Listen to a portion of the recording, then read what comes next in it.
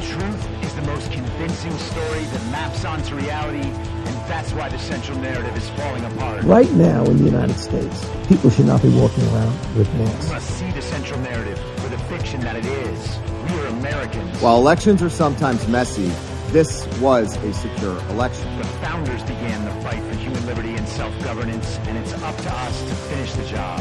I'll tell you what, we are in a truth emergency right now. This is the end game.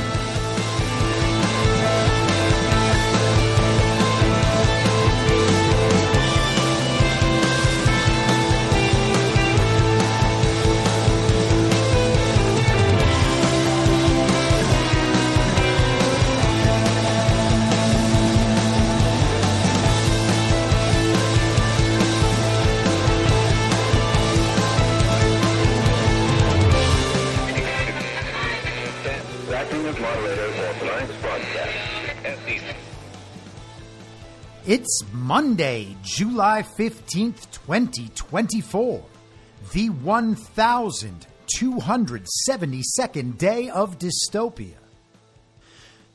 I'm your moderator, Chris Paul. Let's be reasonable. A warm welcome and hello to all of you listening through a paid subscription at I'mYourModerator.substack.com. You can become a paid subscriber for as little as $50 a year or $5 a month, and in doing so, you will get the ad-free experience. You'll be invited to participate in the conversation over on Substack, and you'll be able to participate in the interactive live stream every Wednesday afternoon. And if you can't or you simply don't want to, continue listening to the podcast for free on Substack, a wide variety of podcast platforms, and of course, Rumble. All I ask is that you share it with your friends. You can find the links to the podcast, the writing, the social media, and the merch site by visiting linktree.com/I'mYourModerator.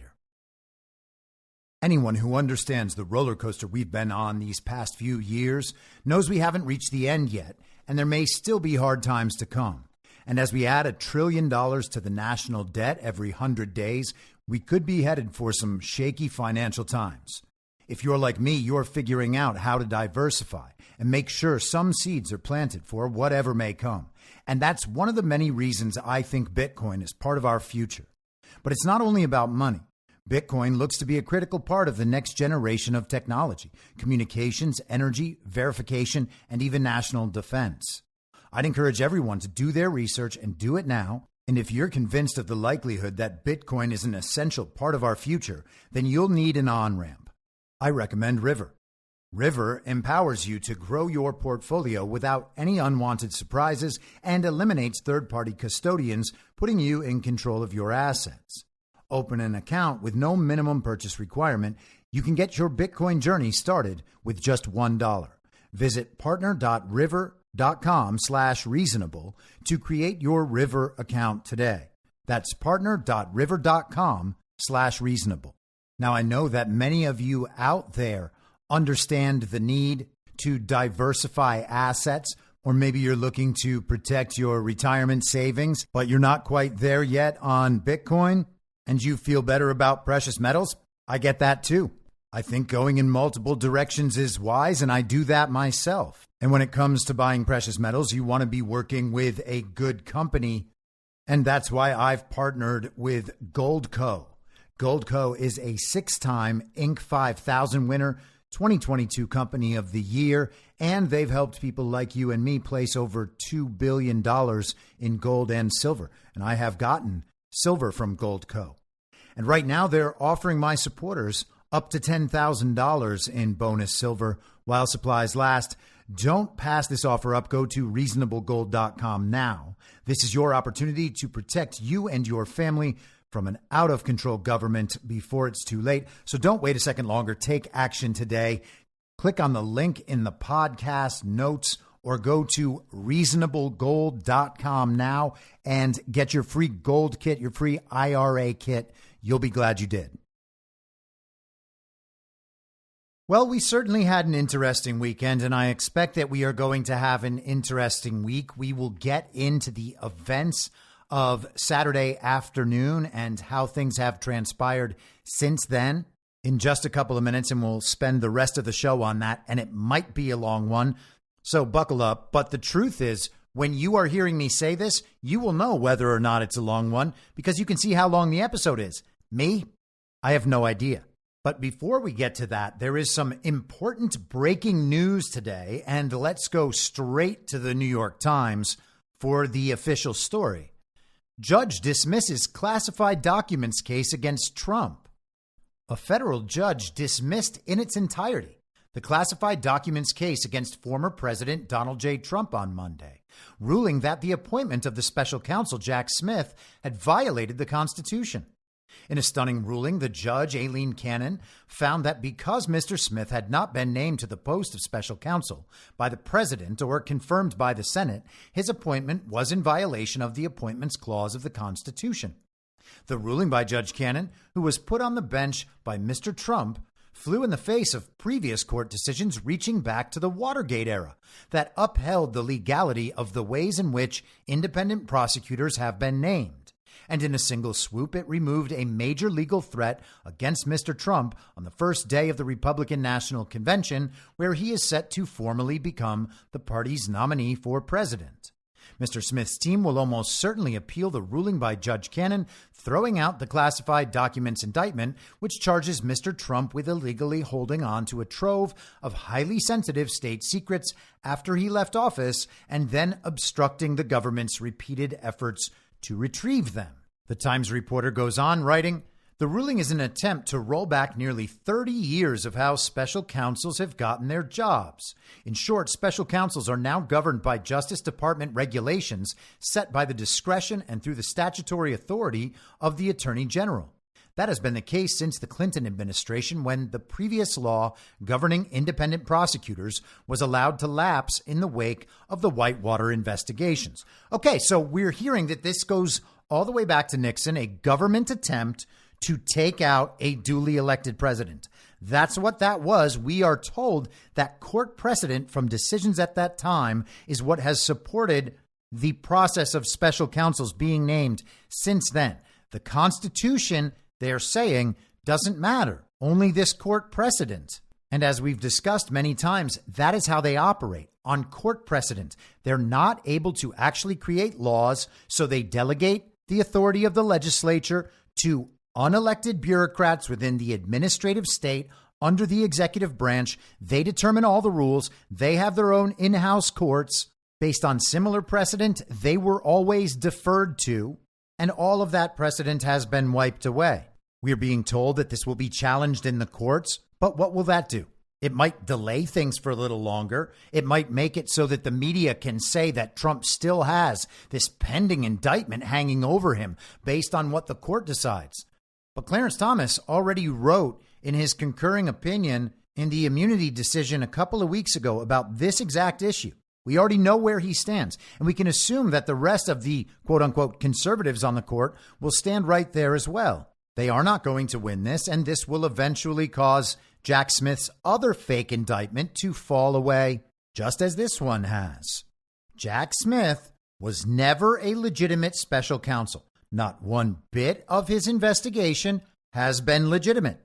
The claims in the indictment were not any kind of objective assessment about crimes committed, potentially, by Donald Trump. And of course, the same holds true for the election fraud and very violent insurrection case. These cases being dismissed on Jack Smith's illegitimacy isn't an example of Trump receiving justice. It's the means by which the communists continue on calling Trump a criminal, pretending that he actually did what the illegitimate special counsel on behalf of the illegitimate attorney general, on behalf of the illegitimate president, accused him of doing. Had that gone to trial, people would have just simply known, oh yeah, Trump didn't do any of these things. This is actually ridiculous. But we'll never have that opportunity. Hopefully, people will be able to reach those conclusions on their own at some point. But I think it's important to acknowledge here that when people say, hey, this thing is fake, and then 2 years later, it's dismissed because the special counsel was never legitimate, you have to wonder if maybe, just maybe, treating it as though it is fake because it is fake actually does make more sense than spending all of one's time on it for years. Consider how many hours, how much energy, how many resources have been expended over the last few years covering this Jack Smith stuff, the ins and outs of these cases. And I get it. These stories are there for a reason. We should look into them. We should figure out what important principles are at stake, what a collection of facts might mean, accept the moral of the story, and then remember that this is a real story that does not intersect a discernible reality beyond that. The flaws and problems in all of this were not an oversight. They were part of the thing since the inception of the thing. And people like me are still discredited for saying that things are fake, even though they are clearly fake. No, you see, this one is too important. There are too many details in this story that it can't all be fake. Well, yes, it can. Yes, it can. All of it can be fake. And people don't like that because it causes cognitive dissonance. And it makes people think, wait a second, what if all these strangers who I've determined are on my side are actually lying to me all the time? People don't really like to think about that, which is why they get so mad at me when I say, hey, you know all those people who are lying to you all the time? They might not be on your side. I mean, I know they're just trying to wake up the normies, and they will do it any day now. But as we're about to see, they're lying about a whole new issue, and they'll be able to lie about this issue for a really long time. And I'm sure at the end of that, then they'll wake up the normies and they'll be like, hey, everybody, we were lying for your benefit. And then we'll all have a good laugh and we'll say, hey, Tucker, I forgive you. I know you were lying to everybody for a good reason, but you're going to tell the truth now, right? And he says, ha, of course I'm going to tell you the truth. Just like he always says now. I'm actually wondering where he is because he hasn't come out to give us our new opinion yet. Someone has to tell us exactly what to believe about every aspect of this story. And I'm guessing that the story's just not quite fully baked yet. And so let's talk about the events from Saturday, and I want to approach it from a bunch of different angles, so I hope that people can be patient and open-minded and focus on what aspects of this story and the context, more importantly, that we actually know, and then all of the things that we don't actually know but are kind of pretending that we do know, just so that we can fit our emotional reactions into some framing of events that seems plausibly true. Now, before I get into the rest of the conversation, let me say that I am not intentionally trying to be insensitive to anyone involved in what must be a very harrowing situation, anyone's lives who were tragically affected, including just by the witnessing of a traumatic event. And I'm not trying to be insensitive to the feelings of anyone who is reacting as they are naturally inclined to react. The truth is, we've all been psychologically abused throughout our whole lives on a massive historic scale. Okay? That's part one. And I include myself in that, by the way. People have been brainwashed through all sorts of military-grade psychological programming. We often talk about the differences between generations, and people give the boomers a hard time, and some of that is totally justifiable. But by the same token, the baby boom generation got the biggest possible dose of the psyop anyone could get. They got all of the assassinations, JFK, RFK, Malcolm X, Martin Luther King Jr., and you can keep going on from there. They got a massive wave of television influence, keeping everyone on the same page the whole time. They got the Beatles and rock music and free love and psychedelic drugs, and watched many brave men of their generation get drafted into a foreign war that the nation was lied to about, just like all of them. And similar techniques have been used ever since. So a lot of people have been trained into and traumatized into and hijacked into a lot of emotional responses that are at this point mostly hardwired. And I don't want to be insensitive about that. But I'm going to suggest there that we all recognize when that is what's controlling our responses and how much that conflicts with our ability to be rational about what we're observing. Because you ultimately have to decide what the purpose of all of this is. Is the purpose to replace their set of liars with our set of liars? Or is the purpose to wake up so that we don't just jump out of the frying pan and into the fire? If you believe that the people of the world and some of these sovereign leaders like Donald Trump are staring down a world historic evil that has been around for millennia, and we have tasked ourselves with fighting that and resisting that, then the win is not just simply being declared the winners of a rigged and stolen election in 3.5 months and then going back to sleep, particularly if we're being told we're the winners while they have stolen, the uniparty, I mean, all the races down ballot, state, local, etc. People who know our elections are fake want to believe that one is real, as if that could bestow legitimacy upon Donald Trump by winning. And to be clear, I'm the guy who thinks Donald Trump never really left. I don't even believe the election is real in any way. And I'm also not going to pretend that a world-dominating, millennia-old satanic cabal is going to simply be like, oh yeah, I guess the TV did name you guys the winners. Okay, well, you got us. Congratulations, here are the keys to the White House, and we're going to remove our influence over the world's fiat currencies. And by the way, if we are told that that has happened and that it happened that easily, that should scare the hell out of everybody. And it would certainly scare the hell out of me. So let's start at the most basic human level, assuming that the elements of the official story are true, the most critical elements. A shooter on the roof of a building took multiple shots at Donald Trump. One of them grazed Trump's ear, and at least one other shot struck an individual in the head, killing him as he was sheltering his young daughter's body. We are told that's what happened to a man named Corey Comparatore, I believe is how you would say his name, from Buffalo Township, Pennsylvania, a former fire chief there. Obviously, that's an awful tragedy, particularly for his daughter who had to experience that. And then, of course, for everyone around them. Our prayers go out to Donald Trump and the people around him, the people tasked with protecting him. And we should pray for this country as well. We are extremely fortunate that the president wasn't actually assassinated on Saturday evening, because that would immediately create a vacuum. And into that vacuum would flow chaos and corruption.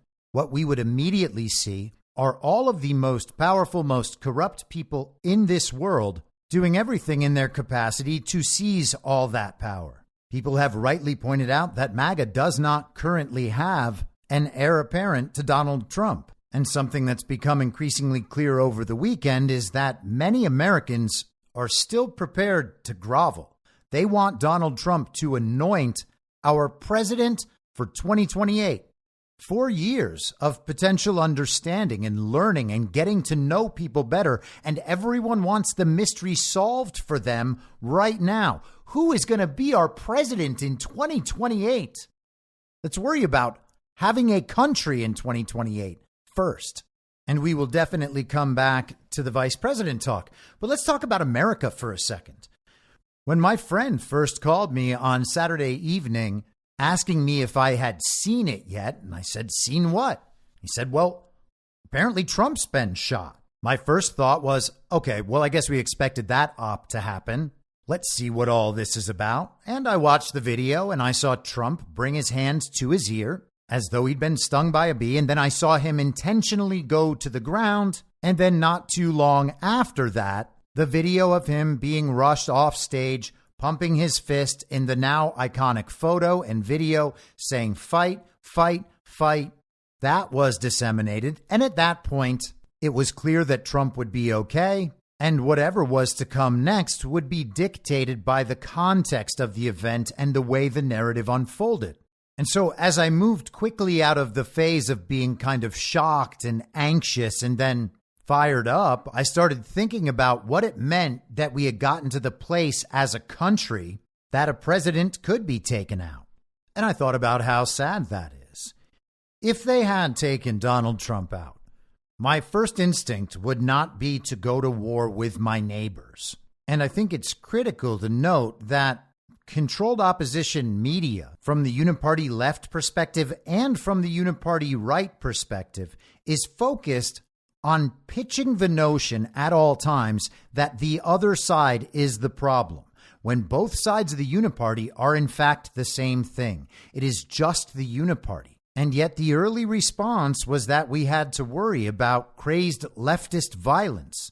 The first stories that went around were that the shooter was Antifa. We were told that this was a result of the mainstream media on the left and the way they talk about Trump and the way they talk about Trump supporters. And certainly all of that is very bad, but they're not alone in that.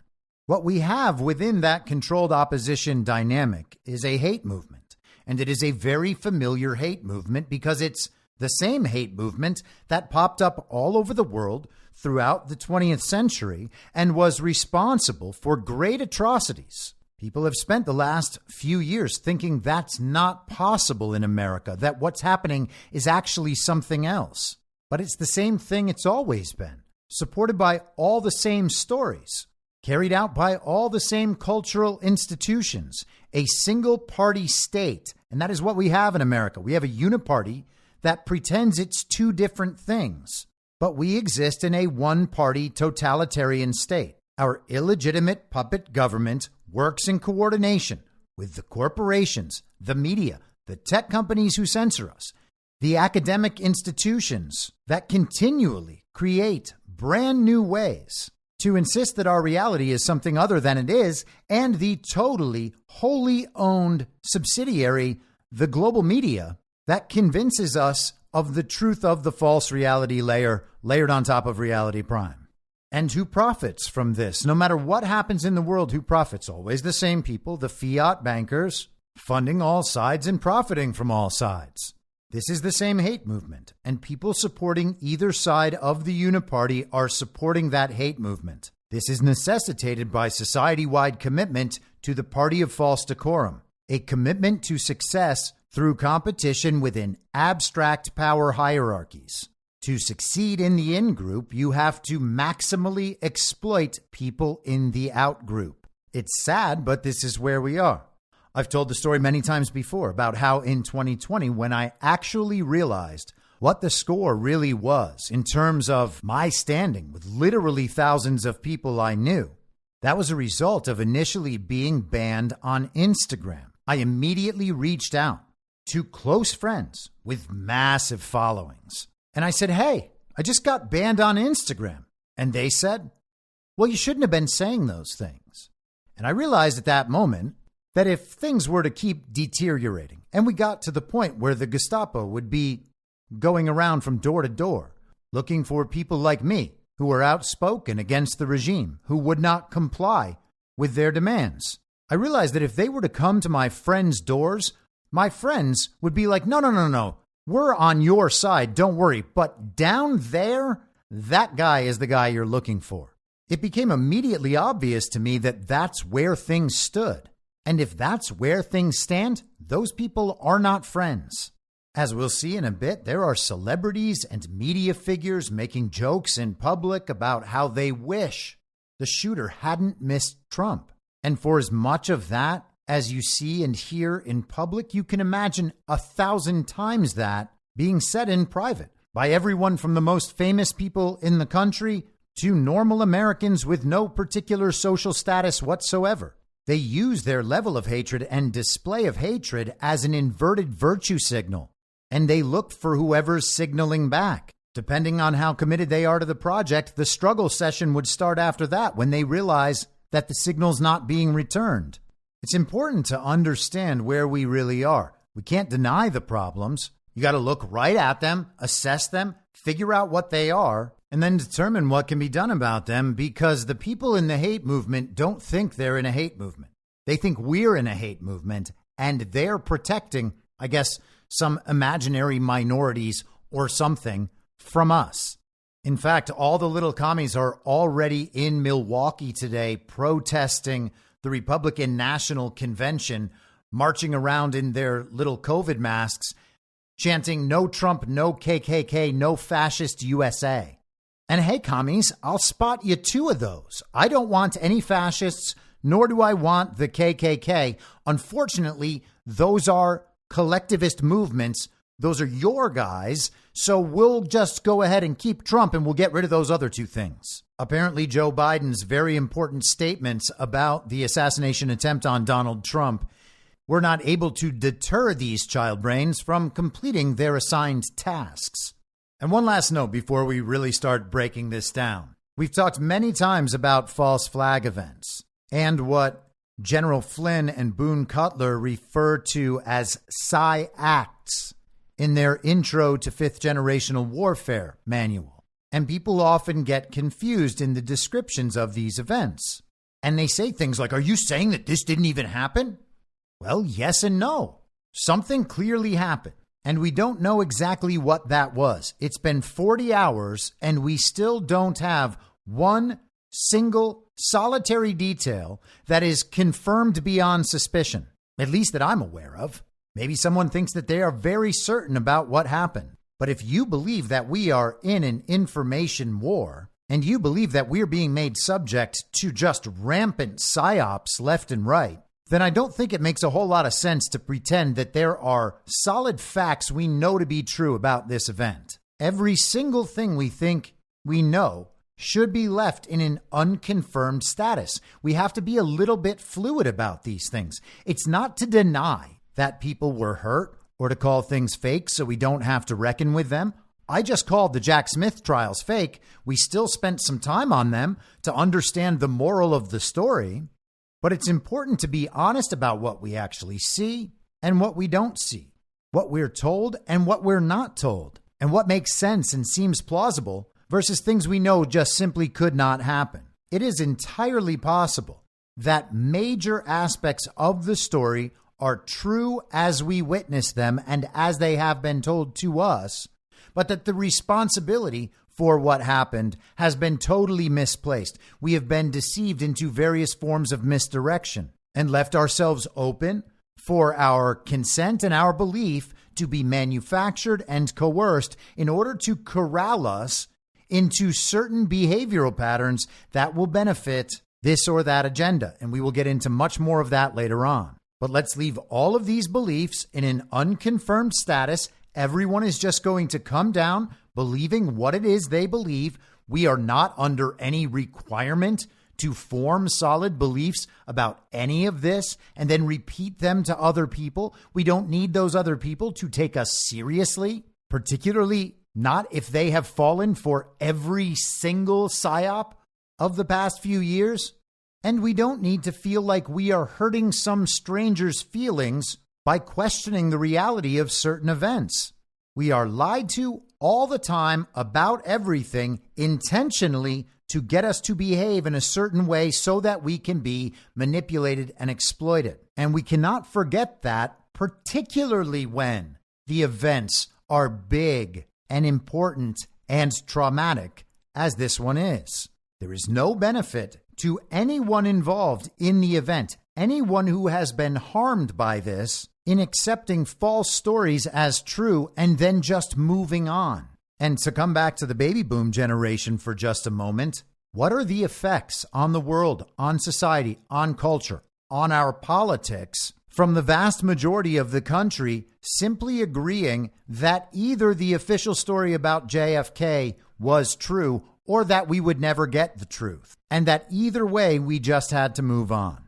Now, it's been a couple of days since this event. I imagine that everyone has seen the video, heard the audio, etc. So if you're sensitive or you have kids in the car and you don't want them to hear this stuff, then you may want to pause for now or just fast forward a bit. I don't think any of what I'm going to play is too disturbing. That said, I also just want to put some of this stuff down on the record. So it's here in this episode all together. And so let's start with the incident itself. Donald Trump speaking at a rally in Butler, Pennsylvania. You might remember he did a rally in Butler in 2020, right before the election. It was one of his biggest rallies, 50,000 plus people. This one also looked to be massive. Trump had just taken the stage a little after 6 p.m. Eastern and was only a few minutes into his speech when he began to refer to some graphics on big screens that he had on either side of the stage. And he's done this before, but not in a while. So here is the audio as the event played out. That's your, take a look at the arrow on the bottom. See the big red arrow, right? So that's when I left office. That was the lowest point, and that comes right from the government services, comes right out of Border Patrol.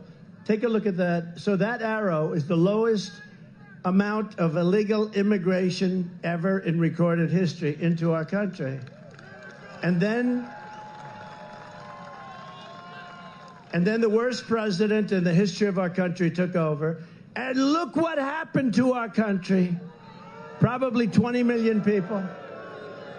And you know, that's a little bit old, that chart. That chart's a couple of months old. And if you want to really see something that's said, take a look at what happened.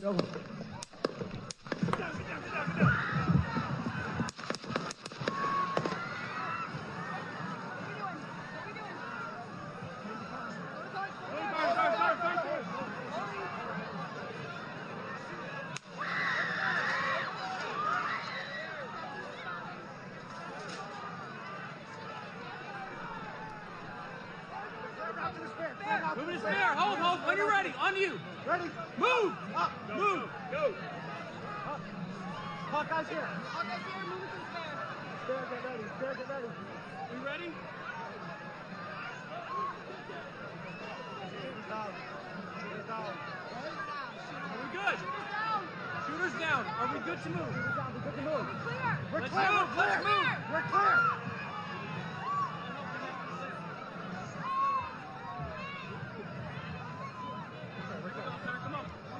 Let me get my shoes. I got you, sir. Let me get my shoes on. Hold that in your head. It's bloody. So we got to move to the bus. Let me get my shoes on. Okay, my shoes down. Get the shoe. Watch out.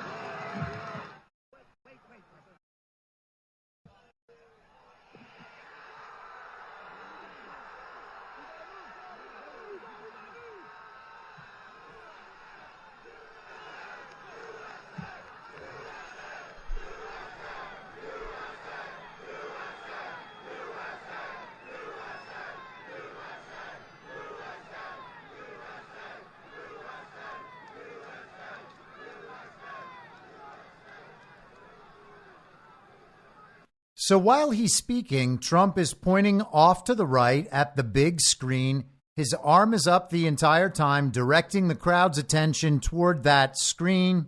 He's talking about immigration. He's talking about Joe Biden. And then the shots ring out. Trump's hand goes to his ear, surprised, startled. He winces in pain. And then he immediately goes to the ground. Secret Service or whoever rushes around him to block him with their bodies. I'm not sure if it can be heard in this clip, but there's video of what are purportedly Secret Service agents or whoever claiming that the shooter is down.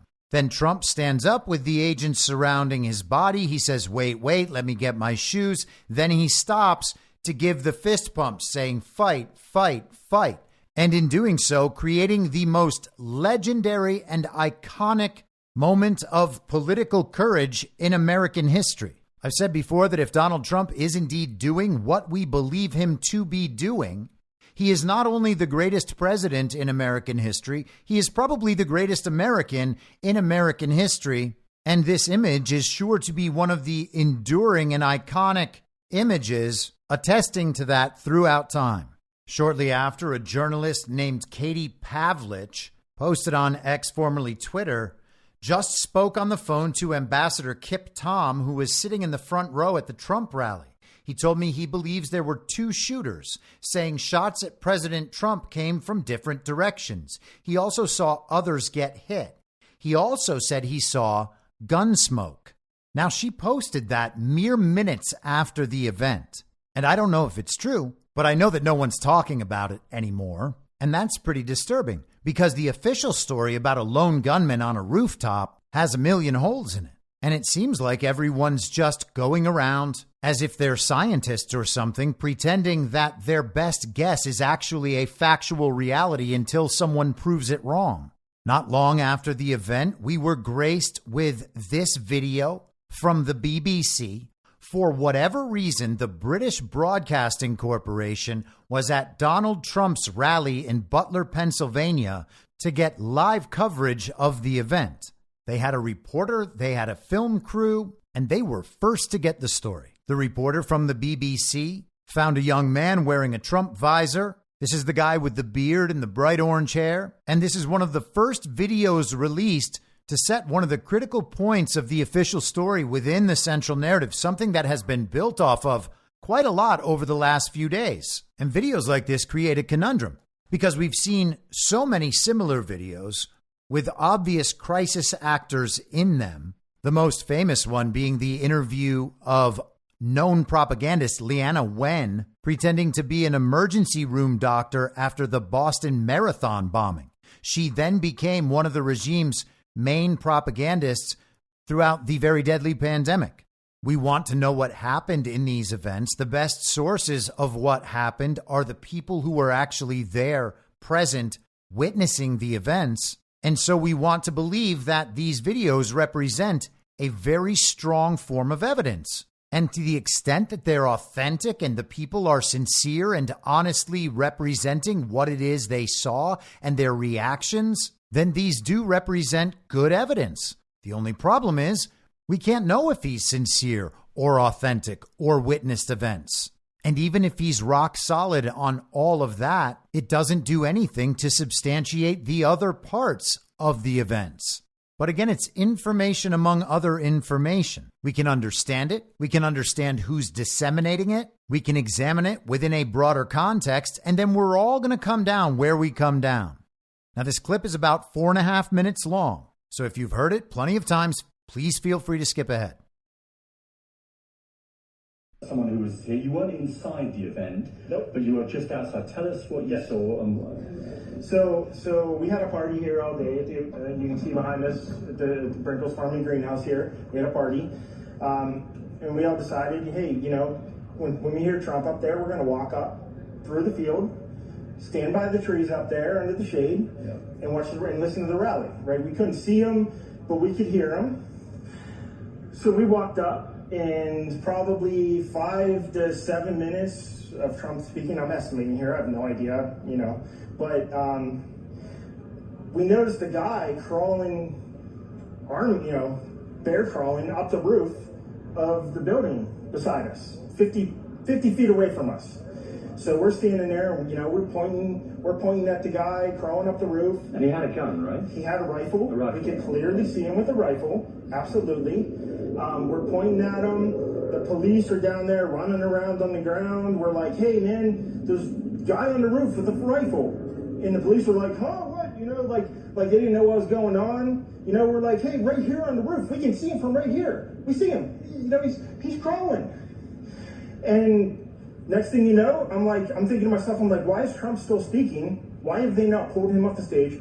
I'm standing there pointing at him for, 2 or 3 minutes. Secret Service is looking at us from the top of the barn. I'm pointing at that roof, just standing there like this. And next thing you know, 5 shots rang out. So you're certain that the shots came from that guy on the roof? 100%. 100%. And he was up there for a couple of minutes? He was up there. You saw him up there for a couple of minutes? Absolutely. At least 3 to 4 minutes. And you were telling the police and the Secret Service? We were telling the police. We were pointing at them for the Secret Service, who were looking at us from the top of the barn. They were looking at us the whole time when we were standing by that tree. Could they see binoculars? Could they see him? Probably not, because the roof, the way the slope went, he was behind where they could see. But why is there not Secret Service on all of these roofs here? I mean, this is not a big place.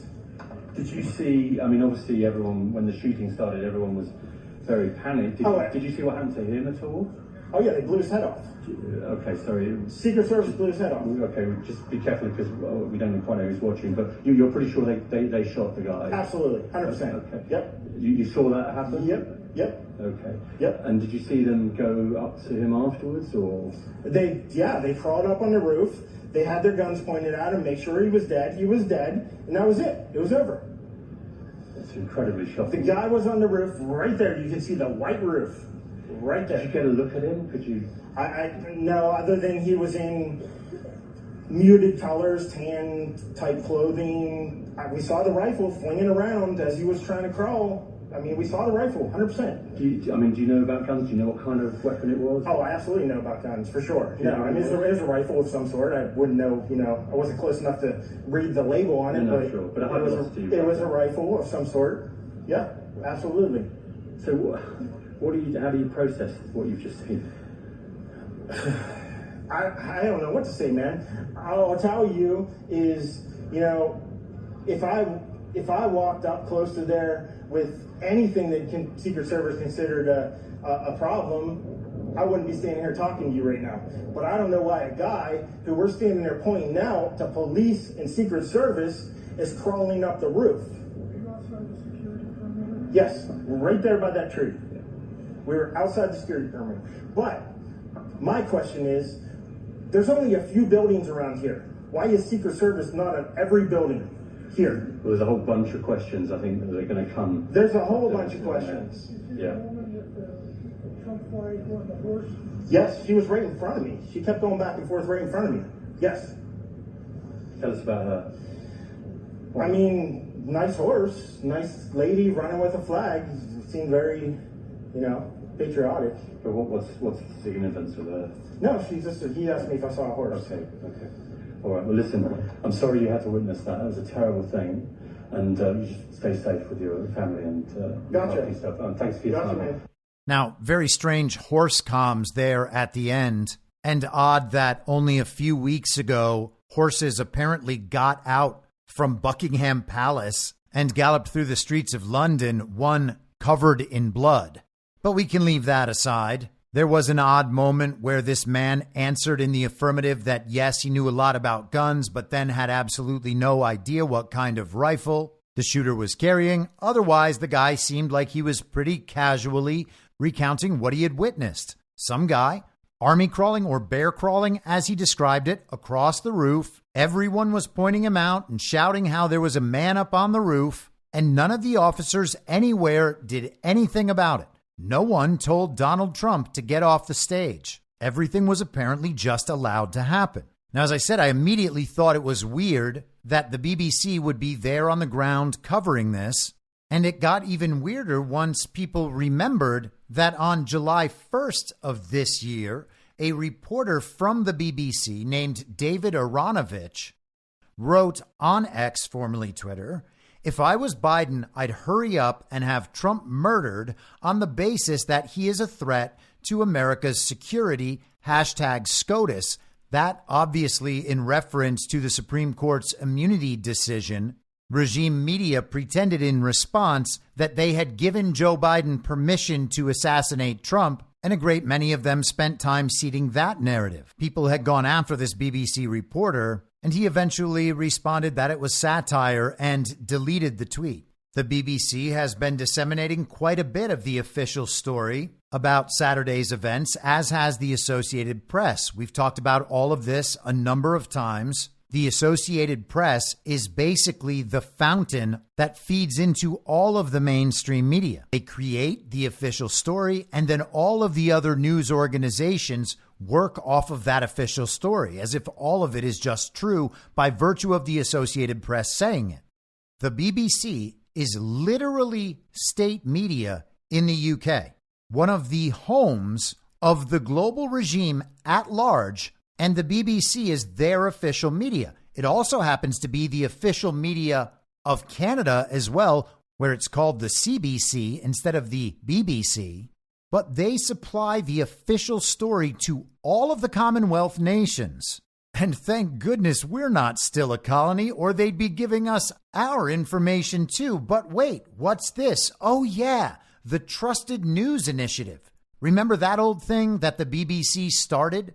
The Trusted News Initiative, this is from the BBC's own official site, by the way, is a partnership founded by the BBC that includes organizations from around the world, including AP, AFP, BBC, CBC and Radio Canada, European Broadcasting Union, Financial Times, Information Futures Lab, Google and YouTube, The Hindu, The Nation Media Group, Meta, Microsoft, Thomson Reuters, Reuters Institute for the Study of Journalism, Twitter, The Washington Post, Compass Indonesia, Dawn from Pakistan, Indian Express, NDTV India, ABC Australia, SBS Australia, and NHK Japan.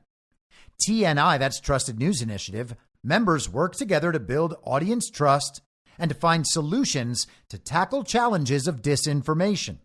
By including media organizations and social media platforms, it is the only forum in the world of its kind designed to take on disinformation in real time. So that covers basically all of worldwide regime media outlets, and it covers Meta apps, Facebook and Instagram, and WhatsApp, and Nextdoor, which is its own deranged cesspool, Google and YouTube, and Twitter. And that, my friends, is how you create an intellectual kids table. This is one of the organizations whose work was the foundation for all of the fact checks, all of the labeling of content on social media. This is misinformation. This has been debunked by various sources. These are the people on the ground getting us the footage of these witnesses that then becomes the quote unquote best evidence we have. And since we have no way of thoroughly vetting any of this, we shrug and say, well, I guess that's true because we can't disprove it. And sure, the BBC would lie to us about literally everything on purpose, but it's a conspiracy theory to think that they might have set this up. So we're not going to say it. And now this is just true. And again, I'm not saying that means it's not true. I'm just saying we still don't know. The BBC, you might recall, announced the collapse of World Trade Center Building 7 a full 20 plus minutes before it actually collapsed. But to take that to mean anything at all is a conspiracy theory, you see, because if you go look up fact checks, it'll tell you that the BBC was just reporting what Thomson Reuters said. And so it's their fault. And if you investigate further, you're a conspiracy theorist. Let's check out some coverage from other news organizations interviewing other people who claim to be on-the-ground witnesses. Just learned, Joseph, you weren't listening to the program here, but Lesser Hold, NBC News, just reporting that one of the attendees has deceased, has died from injuries as a result of the shooting. Joseph, you told me off camera that you may have witnessed this, and I'm so sorry to be talking to you in this tragic moment, but can you describe what it is that you saw? I was attending the rally. I was in the set of bleachers to the very far left of the podium where President Trump was speaking. I was there with friends. I heard several gunshots. The man beside me suffered a gunshot wound to the head, was instantly killed. Fell to the bottom of the bleachers. Another woman looked like she got hit in the forearm or hand. And then at that point in time, it was rather chaotic at that point because half the people were looking because they thought it was fireworks. I knew it was gunshots right away. My friend, he hit the deck. I was kind of looking around to try and see where the shots were coming from. It seemed to me like the shots were coming from behind the bleachers. It seemed to me the man got hit in the head from behind. He was killed instantly, as far as I could tell. And at that point, state police and a SWAT team, started evacuating the bleachers, and then I helped carry the man out of the bleachers to a tent that was behind the bleachers. You helped carry the man yourself. What was his condition when you were carrying him? He's deceased. Yeah. How close were you to him? A couple yards. It wasn't very far. Did you know the man? No, it's a complete stranger. They put a towel over his head and then carried him off. Okay, so NBC is interviewing this eyewitness. He says a man got shot in the back of the head, and he said state police and a SWAT team started evacuating the bleachers, and then people put a towel over his head and carried him off. We're talking about a presidential assassination attempt, and a bystander who was hit with a stray bullet is not left in place for the scene to be investigated. A towel is put over his head despite him being clearly deceased, and his body is moved and carried off. Now, I'm not saying that can't happen. I don't know what the standard procedures are for the state police and a SWAT team as he's described them, but that doesn't sound like the proper handling of a crime scene, particularly one where an attempt is made on the president's life. But let's keep going. More witnesses. What did you see, sir? I heard the shots. I thought it was firecrackers to begin with. Somebody over there was screaming, he's been shot. So I made my way over. I said, I'm an emergency department physician. Let me help you. The guy had spun around, was jammed between the benches. He had a headshot here. There was lots of blood, and he had brain matter there. Oh, and so I got him. There's a helicopter coming in to get him. I got people there really helpful. I got him up on a bench. Shot that you saw? Then I did CPR, did chest compressions as well as I breathed for him. One person. I was the only one you that guys, did it. we need to evacuate everybody. So that seemed to be self-shot video on someone's cell phone.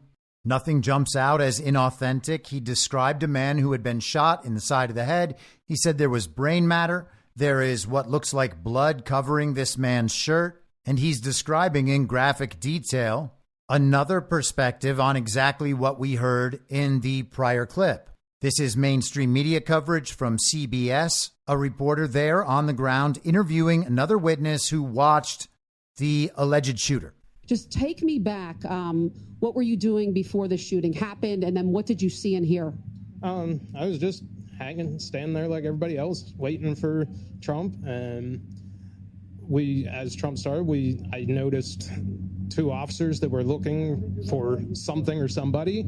I was looking around myself and seeing a guy on top of one of the buildings go in between one building to the next, and went and told the officer that he was up there. And when I went back to my spot, I heard that people could still see the person from where they were standing. So I checked that out, and I went back to tell the officer that if he came over there, he could see them. And when I turned my back is when the shots started, and then it took me a second or two to figure out exactly what it was. And then it was just getting out of there and helping some other person out with her child, and we got out, and that was the end of that. And I went and left, and that was all.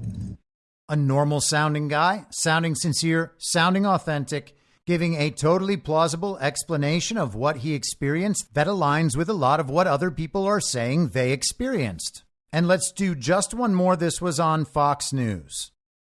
Before, I saw for 3 minutes, maybe 4 minutes, like you were talking about in that BBC interview, there was 20 Secret Service agents running around like chickens with their heads cut off in that field. And you're telling me snipers on the barn can't see this guy 100 yards? Doesn't add up to me. Yeah. Timothy, thank you for sharing your story. Yes, your eyewitness account is important, and thank you for being here. I'm glad you're safe. Thank you. Thank you very much. So if you want to nitpick, you can find little oddities about some of these clips and find places where the story could be doubted. But ultimately, I think that a lot of these sound sincere and authentic. And you can, of course, allow for the fact that people would be extremely rattled after witnessing something traumatic, something unexplainable, like a shooter climbing on top of a building and army crawling as everyone is telling the Secret Service and the snipers and the Secret Service and the local police and state police and whoever else is there. None of them do anything about it. Trump just keeps speaking on stage. No one rushes to clear him until they can make sure that everything is safe. Things are just allowed to happen, and these people witness all those things happening. But as we know, people can watch something happen and not entirely understand what's happening. For instance, we were given multiple identities of who this shooter was. At first, a post went viral saying the guy's name was Mark Violets and that he was kind of a pudgy, round-faced man who was said to be Antifa. And so everyone said this is leftist violence. It's been sparked by the mainstream media and their rhetoric and the rhetoric of the Biden administration. And they do produce a lot of heated rhetoric.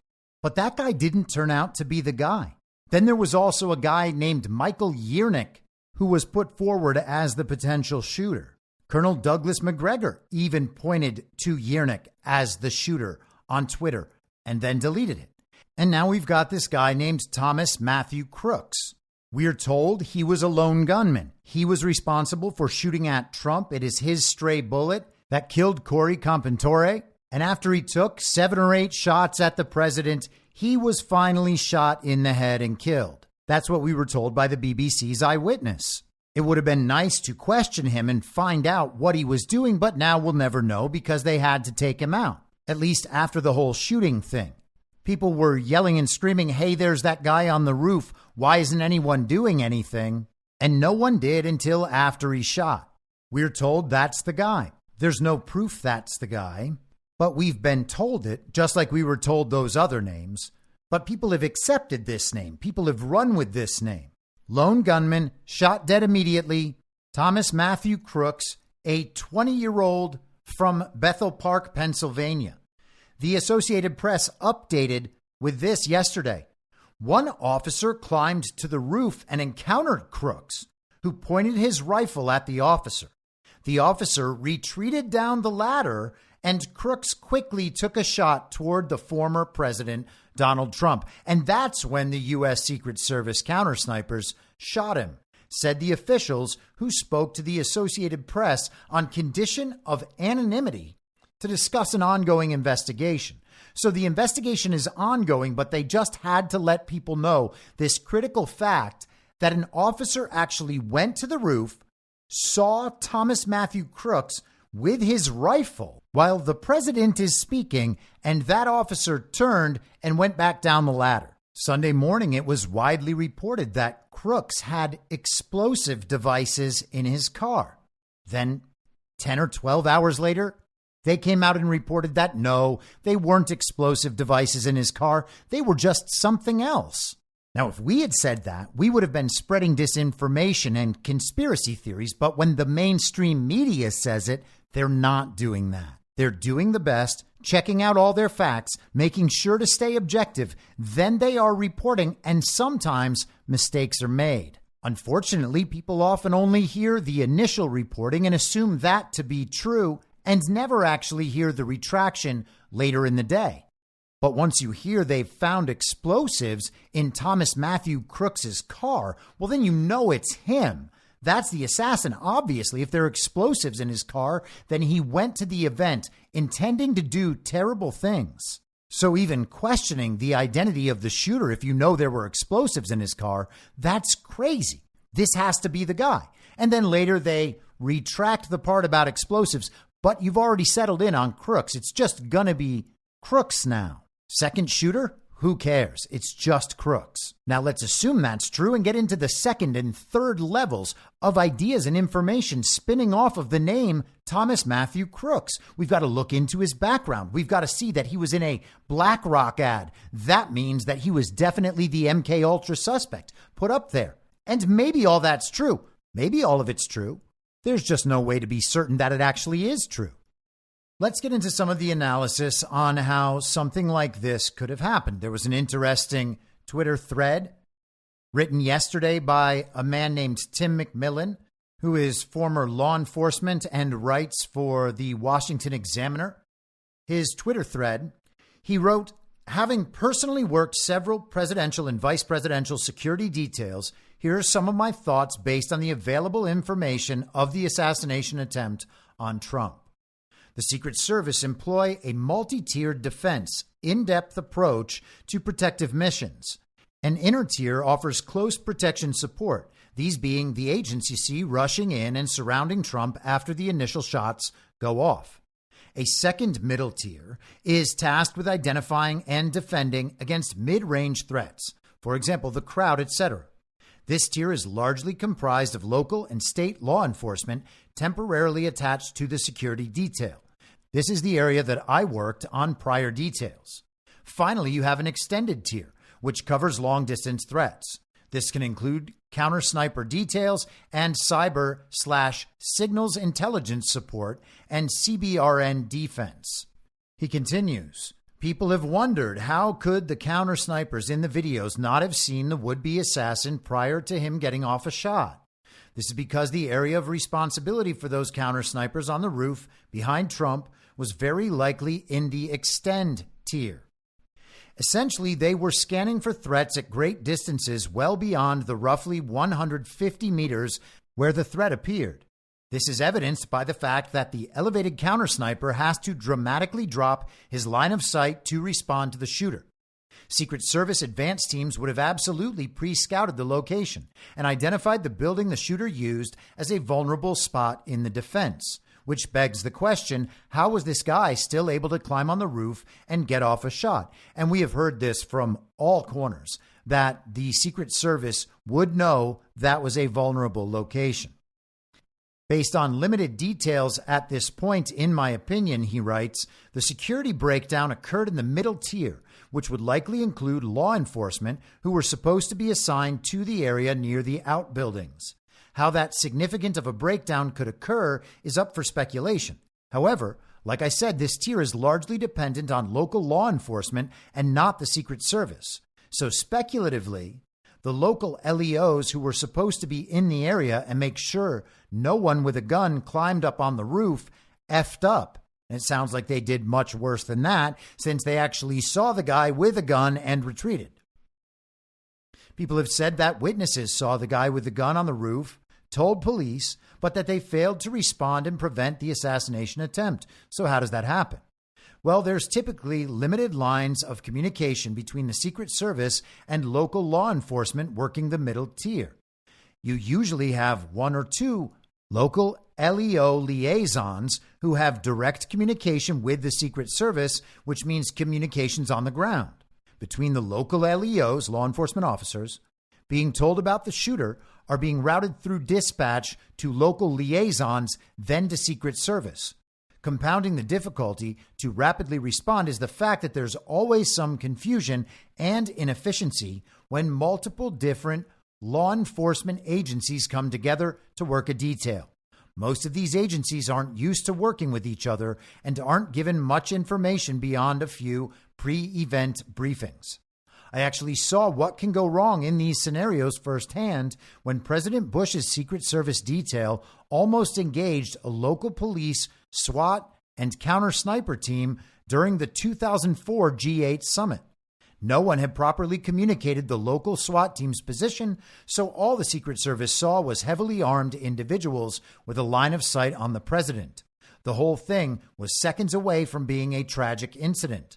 In the same vein, there was likely some delay and confusion with the initial reports of a person with a gun on the roof, as local cops and Secret Service agents would all be trying to confirm the shooter didn't belong to one of the security support teams. So in summary, when looking for blame in this massive security failure, if I was a betting man, I'd say the answer rests with whatever detail, likely local law enforcement, were assigned to the area near the outbuildings. I'd also add that I worked 5 presidential details as a local LEO attachment. Even though I was in close proximity for each detail, in only 2 of them did I ever actually see the president or vice president. That was Bush while he was in the limo driving away, and Cheney, but that was because I was on an inner position feet away from him. You're explicitly trained that your eyes are always on the crowd, surroundings, and potential threats, never on the president themselves for obvious reasons. He notes that his experiences entirely limited to official presidential visits, which are planned at least months and in some cases a year in advance. It's likely, he says, that some of the breakdowns or issues he mentioned can be exponentially increased when it comes to campaign trips, as these stops can come up or change on very short notice. And that's one of the interesting aspects of this. From what I can gather, the rally was announced about a week in advance, and then an email went out, apparently from the Trump campaign, that had a picture of Trump with his elbow bent, his fist pumping, that said Trump rally alert. And it says all hell breaks loose in 1 hour. When I take the stage, I could be making a major announcement that's sure to strike fear, in all caps, into the hearts of our, all caps, deep state enemies. I'll give you a hint, friend. I may be introducing Kamala Harris's replacement. And so obviously the speculation is that Trump might name his vice presidential candidate in this fake campaign at his Butler, Pennsylvania rally. It's worth noting that now, as I'm recording this, about 50 or so minutes into the episode, it was announced that J.D. Vance is the vice presidential selection in this fake campaign. And we will discuss in a bit some of what that might imply, because it is a very odd pick from a number of different perspectives. Here's the assessment that Eric Prince gave yesterday on X, formerly Twitter. Eric Prince, of course, was the founder of Blackwater, which is now Academy. He wrote, "Hopefully, after the tragedy yesterday in Butler, PA, we can all recognize that unaccountable, bloated bureaucracies continue to fail us as Americans. Donald Trump is alive today solely due to a bad wind estimate by an evil would-be assassin. As the graphics show, the full value wind of just 5 miles an hour was enough to displace the unconfirmed but likely light .55 grain bullet 2 inches from DJT's intended forehead to his ear. DJT was not saved by U.S. Secret Service brilliance. The fact that USSS allowed a rifle-armed shooter within 150 yards to a pre-planned event is either malice or massive incompetence. Clearly, there was adequate, uncontrolled dead space for a shooter to move into position and take multiple aimed shots. Watching the newsreel, one can hear how proximate the shooter is by the very short time lapse between the crack of a riving bullet, supersonic, to the boom of the muzzle blast, sonic. The law enforcement sniper, unclear if Secret Service, in newsreels was clearly overwhelmed as his face came off his rifle instead of doing his job to kill the shooter. Clearly, they were watching the shooter, but apparently have a no, quote, first shot policy. The only positive action was an apparent 488-yard shot by one U.S. Secret Service sniper, which dispatched the assassin, but after the assassin launched at least 5 rounds, wounding DJT and killing and severely wounding others in the crowd. In my old business of providing diplomatic security in 2 active war zones, we were expected to execute the basics or we would be fired. Clearly, U.S. Secret Service failed at the basics of a secure perimeter, and once shots were fired, their extraction was clumsy and left DJT highly exposed to follow-on attacks. It looked like they had never drilled together because those responses should be effectively autonomic. Will there be accountability? That's not the Washington way. Unserious and unworthy people in positions of authority got us to this near disaster. Merit and execution must be the only deciding factors in hiring and leadership, not the social engineering priority of the day. Sadly, nothing in Washington reflects that any longer. DJT is right to question the competence of those protecting him because yesterday they failed in almost every way. Nature abhors a vacuum, and there are always other options.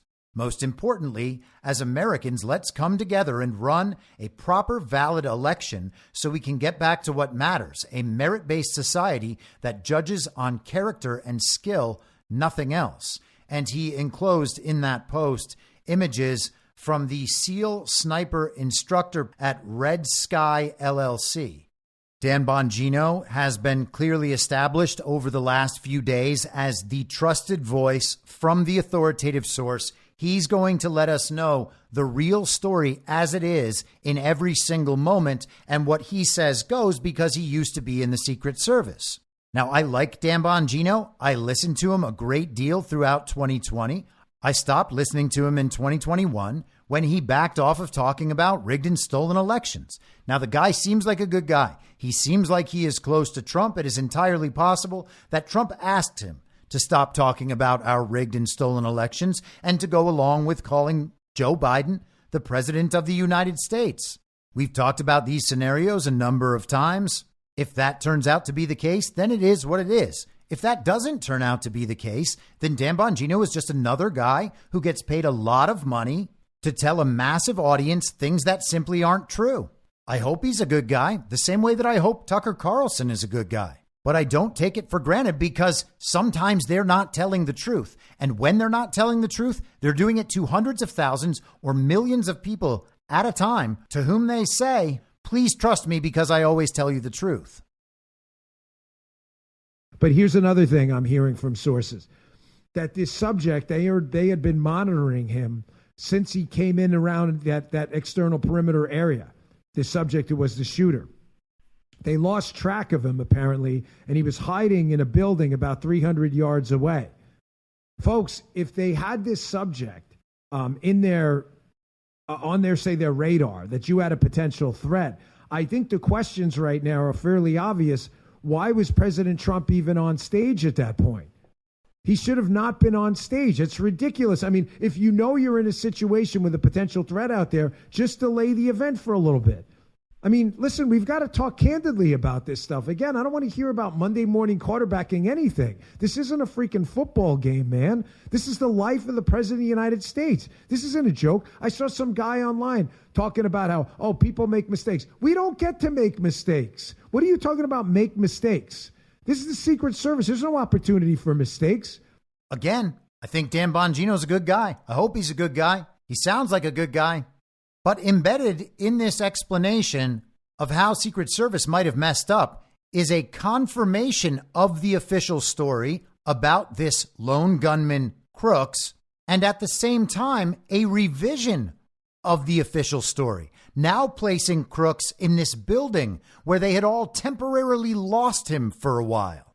To blame for all this? The same people who were already blamed. And to be clear, I'm not trying to alleviate the blame off Secret Service or local law enforcement or make this all about various media figures and their takes, which may be natural or may be part of a coordinated info op. There was a whole lot of coordinated messaging over the weekend from all the people who have coordinated messaging before. It would be nice to pretend that everybody's just telling the truth and being honest and doing their best all the time. But we know that's not true. So why would we pretend otherwise? And of course, it's because when there are big, important events that traumatize people and affect people emotionally, they want to feel like we can all at least agree about the unifying story. We're all at least witnessing the same thing and experiencing the same thing together. And that makes it so we don't have to feel alone and confused. And we've convinced ourselves that's better, while also understanding that if you want millions upon millions of people to believe the same thing at the same time and get them to respond in the same way, the best way to do that is by traumatizing everybody, especially if you can make the traumatic event so confusing that no one will ever be able to actually settle on some discernible truth. Here's more Bongino from last night. He's speaking to Fox News' Jesse Waters, both on site in Milwaukee for the Republican National Convention. Former Secret Service agent Dan Bongino joins me now. Is this gross incompetence, or is it something even more scary that we can't even think about? No, it's gross incompetence. I mean, how do you think about it, right? The counter sniper team, they train out, the Secret Service counter sniper team, obviously there to mitigate a sniper threat. They train out to 1,000 yards. So we're talking about, say it was 200 yards. It was actually less than that where this shooter was, right? You're talking about a fraction of what they're trained at. They're also trained to spot guys in ghillie suits, cracked open windows. Right. He's on a white roof in broad daylight. He's on a white roof. Now, again, it'd be easy for me to say, oh, well, let's not get into Monday morning quarterbacking. Bro, it's not a freaking football game. It's the President of the United States' life. The Secret Service has one job. Well, outside of counterfeiting and protection, it is one job. You keep the body alive no matter what.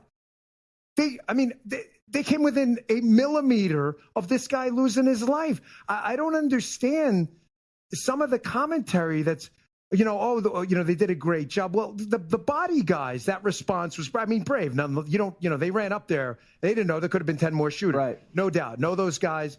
Pretty heroic what happened there. But the security failure in the perimeter is a complete, total debacle. No one should defend this. So when you have guys, we just played the sound, when you have fans saying, hey, there's a guy with a gun over there to multiple law enforcement guys, and they still are just looking around like this and no one. How does that happen? Well, I'll tell you, I'm getting from a number of sources that people are feeding to me their information, obviously, because they want to fix it. They're concerned, and I think you're going to see a lot of whistleblowers. I'm hearing there were very, very few. I don't want to give an exact number, but very few actual, I don't think anyone else has reported this, actual Secret Service poststanders at that site. That they were temp HSI, right. Homeland Security folks, they're great folks. I'm not knocking them, but that's not what they do specifically. We do protection, and we're trained for that. So I'm hearing that. I'm also hearing that the counter sniper team, that they had a problem seeing over the elevation. That's why I didn't engage right away. Oh, come on. But that's not the problem. The problem, well, it's a problem, but that's not the real. The problem is, where the hell was the aerial visual support? Why was there no helicopter? Why was there no drone? Why was there no FLIR? Why was there no thermal, forward-looking infrared? How the hell is the crowd acting as the freaking counter surveillance operation? I know, if that's the best asset you have is random Trump supporters telling police that there's a guy with a gun, what technology are they deploying? They're bragging about they have all this new technology. I didn't see it. Tell me about when they rush him over to the van, I guess, the vehicle. It seemed like some of the Secret Service agents, I just don't know if they had the stature that I would expect to see and the gravitas that I would expect to see protecting the former president. Well, the rule is maximum to the protectee, minimum to the problem, right? Because you don't know how many problems there are. So if you try to rush to one problem, like the Malcolm X shooting, and there's another problem over there, you're going to wind up getting dead quick. So they did the right thing by rushing to the protectee. On the evac out, yeah, you do see a couple of agents who one couldn't reholster the weapon and things like this. So, yeah, there were some definite. And the other one was like 5'4". Yeah, I mean, you're going to find out in the coming weeks that the physical fitness standards for men and women are different. That's weird because the protectee's weight and height doesn't change for a man or a woman. Does Cheadle get fired anytime soon? She needs to go immediately. She has disgraced the Secret Service multiple times. She needs to go. She needs to be fired ASAP, but Mayorkas doesn't have the cojones to do it. Biden should do it. Leapfrog Mayorkas and terminate her. Zero chance. She's got to go. Well, he never fired anybody over anything. He doesn't even know who the Secret Service director is. There's zero chance. Like, he fires her. No way. All right. Dan Bongino, thanks so much for. All right. So again, I want to repeat, I'm not casting aspersions on Dan Bongino, but he is providing support for a central narrative that incorporates things that are unproven yet still taken for granted. That this was the shooter, this was the guy up on the roof, and despite an officer approaching him, was still ignored by authorities and able to get off all those shots, one of them grazing the president's ear, the other one killing a man in the crowd. All of that has to be true for what he's saying to make sense. And he is putting the blame on the Secret Service. And to the extent that the event is real and the Secret Service failed in their duties, then that's fine. Obviously blame Secret Service. But as you heard him say, Kim Cheadle has disgraced the Secret Service many times, and Bongino has already wanted Kim Cheadle to be removed from the Secret Service. We've heard months of Trump assassination talk, going actually all the way back to last summer when Trump did his interview with Tucker Carlson. I don't remember if it was late August or early September. But a potential Trump assassination has been a discussion for a really long time. Now, I hope you see what I mean by moving levels away from something we don't know for certain. Every bit of Dan Bongino's analysis here, and then all of the conclusions he draws and suggests you draw too, are based on the story about Thomas Matthew Crooks being the shooter and being a lone gunman. I've said many times about these traumatic events we are shown on television. School shootings, environmental disasters, bad weather, riots, whatever it is. If politicians and other public figures immediately shoehorn that event into an agenda priority they had prior, they are clearly not taking that event very seriously. Consider the school shooting at Uvalde a couple of years ago. There were an overwhelming number of problems with the official story about what took place. And if you go back and watch the witness video, so much of it seems ridiculous. I did an episode on this a couple years ago. It's called Incoherence in Uvalde. It's from May of 2022. And I know it makes people uncomfortable to think about these sorts of events being fully or even partly fake, and the people on TV taking something so important and so traumatic and then lying to millions of people about it at the same time. But you got to remember that no matter how you feel about that, that is something they do. That's in fact their job. They get paid the big bucks to make you believe in a world that isn't real. And they have honed their skills over decades and truthfully over centuries and maybe millennia using different means of information dissemination. So Dan Bongino and a great many people were putting the responsibility on the Secret Service. And last night, the New York Post offered the Secret Service's perspective. Secret Service blames local police says they were tasked with securing properties around Donald Trump's Pennsylvania rally. The Secret Service, they write, blamed local police for failing to secure the rooftop from which gunman Thomas Matthew Crooks attempted to assassinate former President Trump, insisting it was outside the perimeter the federal agency was tasked with protecting. Instead, securing and patrolling the factory grounds of AGR International, located about 130 yards from the stage where Trump was speaking Saturday, was the responsibility of local Pennsylvania police, Secret Service Representative Anthony Guglielmi said, according to the New York Times. The Secret Service was only tasked with covering the grounds where Trump's rally took place, with local police being recruited to assist with those efforts and secure the area outside the rally. But neighbors living near Butler Farm showgrounds told the Post they were never visited by any law enforcement agencies, local or federal, in the days before or during the rally. Nobody contacted me. Nobody called me. Nobody stopped here, said Valerie Fennell, whose home backs up on the fairgrounds and is just beyond a stand of trees from AGR. I kind of was thinking that as close as my house is, that I honestly thought this might be part of a command station at some point, she said. So in all these stories, we have one lone gunman. First, it's the fat Antifa guy. Then it's Thomas Matthew Crooks and maybe a guy named Michael Yernick. We're not sure, but everybody just decided to go with Crooks, so now it's Crooks. He was seen by countless law enforcement officials. He was seen by plenty of Trump rally attendees. He was even approached by an officer who saw his gun and then retreated down a ladder. Then the story was updated that he had explosives in his car. Then we heard, as Bongino said, that law enforcement lost him for a little while. He hid in a building. They lost track of him. And then he wound up on the roof where he shot at the president and killed an innocent bystander. And we are absolutely certain that this is the fault of the Secret Service, heated media rhetoric, the left, in quotes, etc. And we are just going to pretend that this is a lone gunman and mistakes were made that allowed this to happen. And it's probably not anything beyond that. We just have to accept this nonsensical story because to come up with anything else is a conspiracy theory. We haven't been given anything else that we're allowed to come up with, so it's going to have to be this, or you can get censored.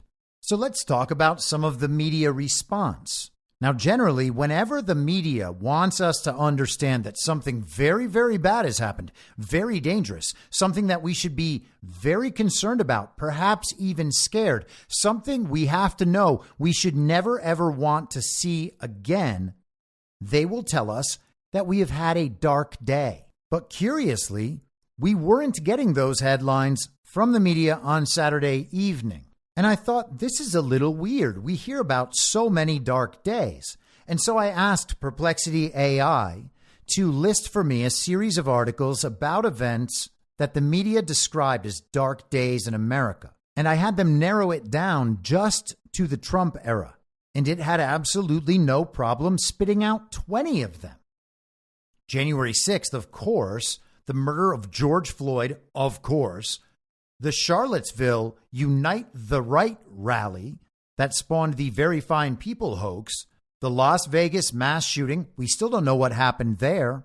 We were given a patsy, the biggest shooting in America's history. We were given a patsy and then everyone ignored it. The Pulse nightclub shooting in Orlando, the election of Donald Trump in 2016, that was a dark day. The Parkland shooting in 2018, the Supreme Court overturning Roe v. Wade, the declaration of COVID as a national emergency, the Buffalo supermarket shooting in 2022, Derek Chauvin found guilty of murdering George Floyd. That was a dark day. And it just goes on and on. But dark day was not the media's initial reaction. In fact, the early reporting didn't describe it as an assassination attempt. They didn't describe it as a shooting. There were headlines about popping noises or loud noises, headlines that said Donald Trump fell. Rogan O'Handley put out on his social media, that's DC Drano, that there were memos going around at media outlets telling them how not to describe the event. Here's some of the reaction in the aftermath from CNN. The rhetoric around him over the last few weeks, that if he wins an election, our country will end, our democracy will end, it's the last election we'll ever have. These things have consequences, okay? I don't know what the motivations of the shooter are. I don't know any of the details, but I know the rhetoric around Trump has grown extreme. You mentioned some other violence. You didn't mention the Supreme Court, attempted murder of a Supreme Court justice, or the congressional baseball game where Steve Scalise was nearly murdered. One a conservative, the other a Republican. But we have people in this country who are dedicated to telling half the country that if Donald Trump wins an election, the country will end, the Constitution will go away, and so on and so forth. What I want to hear from all elected officials is this kind of hyperbolic extremism has consequences and it must end. Yes, we're all shocked, and yes, political violence has no place. Where does it come from? It's got to stop. But we're also hearing from Trump very, very strong statements of condemnation of Biden, the worst president, the most dangerous president, and all of that. He's speaking very, very strongly against President Biden. Who's in the hospital? Well, we do. This is an assassination. I agree with you. You say calm things down. I agree. Both sides should calm things down. This moment is, if there was, if we, what other wake-up call could there be for everybody in this country right now? I am mortified. I mean, this will live on forever.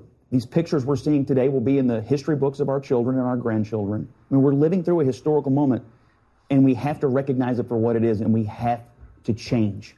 You have to cool the rhetoric on both sides. We have to change. Because it's really dangerous, and it foments what we've just seen over the past couple hours or so. And it's a really, really scary situation. You want to add a point there? No, you just said it, Wolf. Scott, your point is so well taken that the escalation of rhetoric is something that, if you just look back in history, it doesn't take a lot to dig and find that people take cues from not just leaders, but from people around them. And when violence happens, sometimes things are uncorked, and it is important for leaders across the board, as we are seeing today, to tamp things down. So how about that? It is the rhetoric on both sides that got Donald Trump shot. Kind of like how it's the racism of Trump and his supporters that caused Black Lives Matter Antifa to riot for months on end, setting cities on fire, looting stores, violence in the streets. It's amazing that Trump and his supporters are the ones accused of violence, obviously the very violent insurrection. That right there is enough to collectively blame every Trump supporter in the country, despite that event being in large part fake, ops potentially being run by multiple sides, leading to a great many innocent, patriotic Americans getting caught up in something that's had devastating effects in a lot of people's lives. Here's George Stephanopoulos and Martha Raddatz on ABC. I think Trump and his supporters have contributed to this violent rhetoric as well. Well, absolutely, George. We were just looking back this morning at some of the things that former President Trump has said. He warned last March of potential death and destruction if he were charged by the Manhattan District Attorney. Our country is being destroyed as they tell us to be peaceful.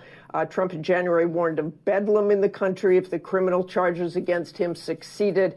And of course, in March, he said, now, if I don't get elected, it's going to be a bloodbath for the whole. That's going to be the least of it. It's going to be a bloodbath for the country. And so you see that it's actually Trump's fault. He said it was going to be a bloodbath. They told us something bad was going to happen. I mean, Trump was talking about an economic bloodbath, but certainly that could lead someone to want to assassinate him, I guess. The calls to tone down the rhetoric on both sides were how this issue was largely handled by the media on the uniparty left and uniparty left politicians. Barack Obama came out with a statement, I think even before Joe Biden did, saying there is absolutely no place for political violence in our democracy. Although we don't yet know exactly what happened, we should all be relieved that former President Trump wasn't seriously hurt. and use this moment to recommit ourselves to civility and respect in our politics. Michelle and I are wishing him a quick recovery. Nancy Pelosi wrote on X, formerly Twitter, as one whose family has been the victim of political violence, I know firsthand that political violence of any kind has no place in our society. I thank God that former President Trump is safe. As we learn more details about this horrifying incident, let us pray that all those in attendance at the former president's rally today are unharmed. And obviously that seems not to be the case. The Paul Pelosi hammer time incident that Nancy Pelosi and others have referred to in the last couple days as an example of political violence on the right is, of course, nothing of the sort. J.D. Vance, the man selected to run as the vice president in this fake campaign, wrote on X, formerly Twitter, today is not just some isolated incident. The central premise of the Biden campaign is that President Donald Trump is an authoritarian fascist who must be stopped at all costs. That rhetoric led directly to President Trump's attempted assassination.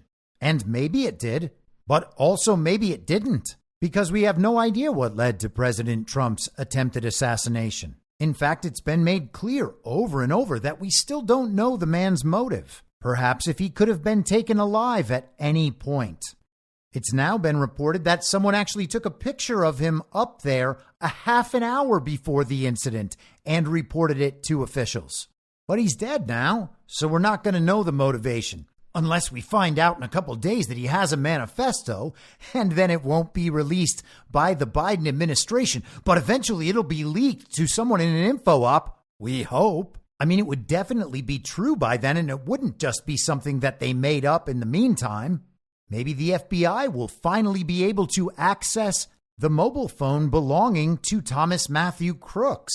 Maybe that will provide some clues. So far, they haven't been able to get into it, but don't worry, they are leading this investigation, and it's going to be a good one. Archbishop Vigano responded on Twitter saying the world does not want peace because peace exists only where Christ is. And if Satan is to reign, then chaos, destruction, and war must also reign. And that is probably the best thing I've seen said about this from anyone. Elon Musk immediately came out saying, I fully endorse President Trump and hope for his rapid recovery. That's good. I took that to mean that Elon Musk is saying to his 190 million followers, enough is enough. It's clear that this is the right choice. I'm not going to stay on the sidelines.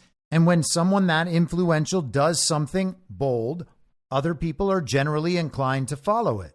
Robert F. Kennedy Jr. came out and said, now is the time for every American who loves our country to step back from the division, renounce all violence, and unite in prayer for President Trump and his family. Ezra Cohen wrote, they tried to impeach him, throw him in jail on absurd charges, and now they try to physically harm him. Trump will not be stopped. He will not back down, no matter how hard the radical left tries. Trump's social media director and kind of right-hand man, Dan Scavino, wrote yesterday, thank God last night's rally was one in which President Trump wanted to use and reference the Jumbotron, causing him to slightly move his head at the moment the shots were fired. He is grateful for all of the prayers, love, and support out there as he prepares for the GOP convention in Wisconsin. And Trump announced yesterday that he was going to travel to Milwaukee as scheduled. He landed in Milwaukee for the convention last night. Ivanka Trump posted on X, formerly Twitter, on Saturday night, thank you for your love and prayers for my father and for the other victims of today's senseless violence in Butler, Pennsylvania. I am grateful to the Secret Service and all the other law enforcement officers for their quick and decisive actions today. I continue to pray for our country. I love you, Dad, today and always. And she followed up with a post yesterday, writing, 2 years ago today, my mom passed away. I believe she was watching over Dad last night during the attempt on his life.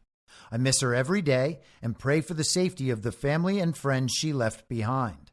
Melania Trump posted an open letter yesterday. I am thinking of you now, my fellow Americans. We have always been a unique union.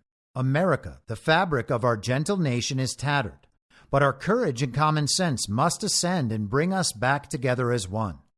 When I watched that violent bullet strike my husband, Donald, I realized my life and Barron's life were on the brink of devastating change.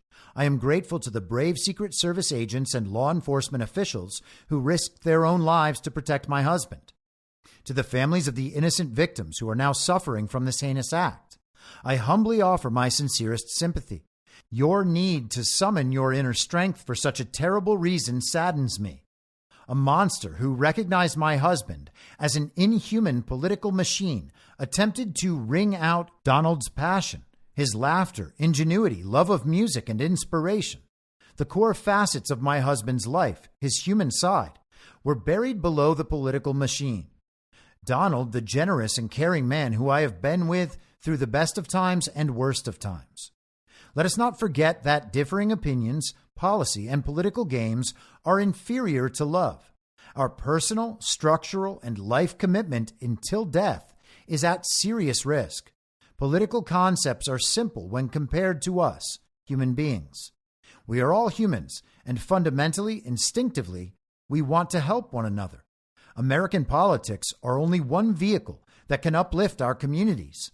Love, compassion, kindness, and empathy are necessities. And let us remember that when the time comes to look beyond the left and the right, beyond the red and the blue, we all come from families with the passion to fight for a better life together while we are here in this earthly realm. Dawn is here again. Let us reunite now. This morning, ascend above the hate, the vitriol, and the simple-minded ideas that ignite violence. We all want the world where respect is paramount, family is first, and love transcends. We can realize this world again. Each of us must demand to get it back. We must insist that the respect fills the cornerstone of our relationships again.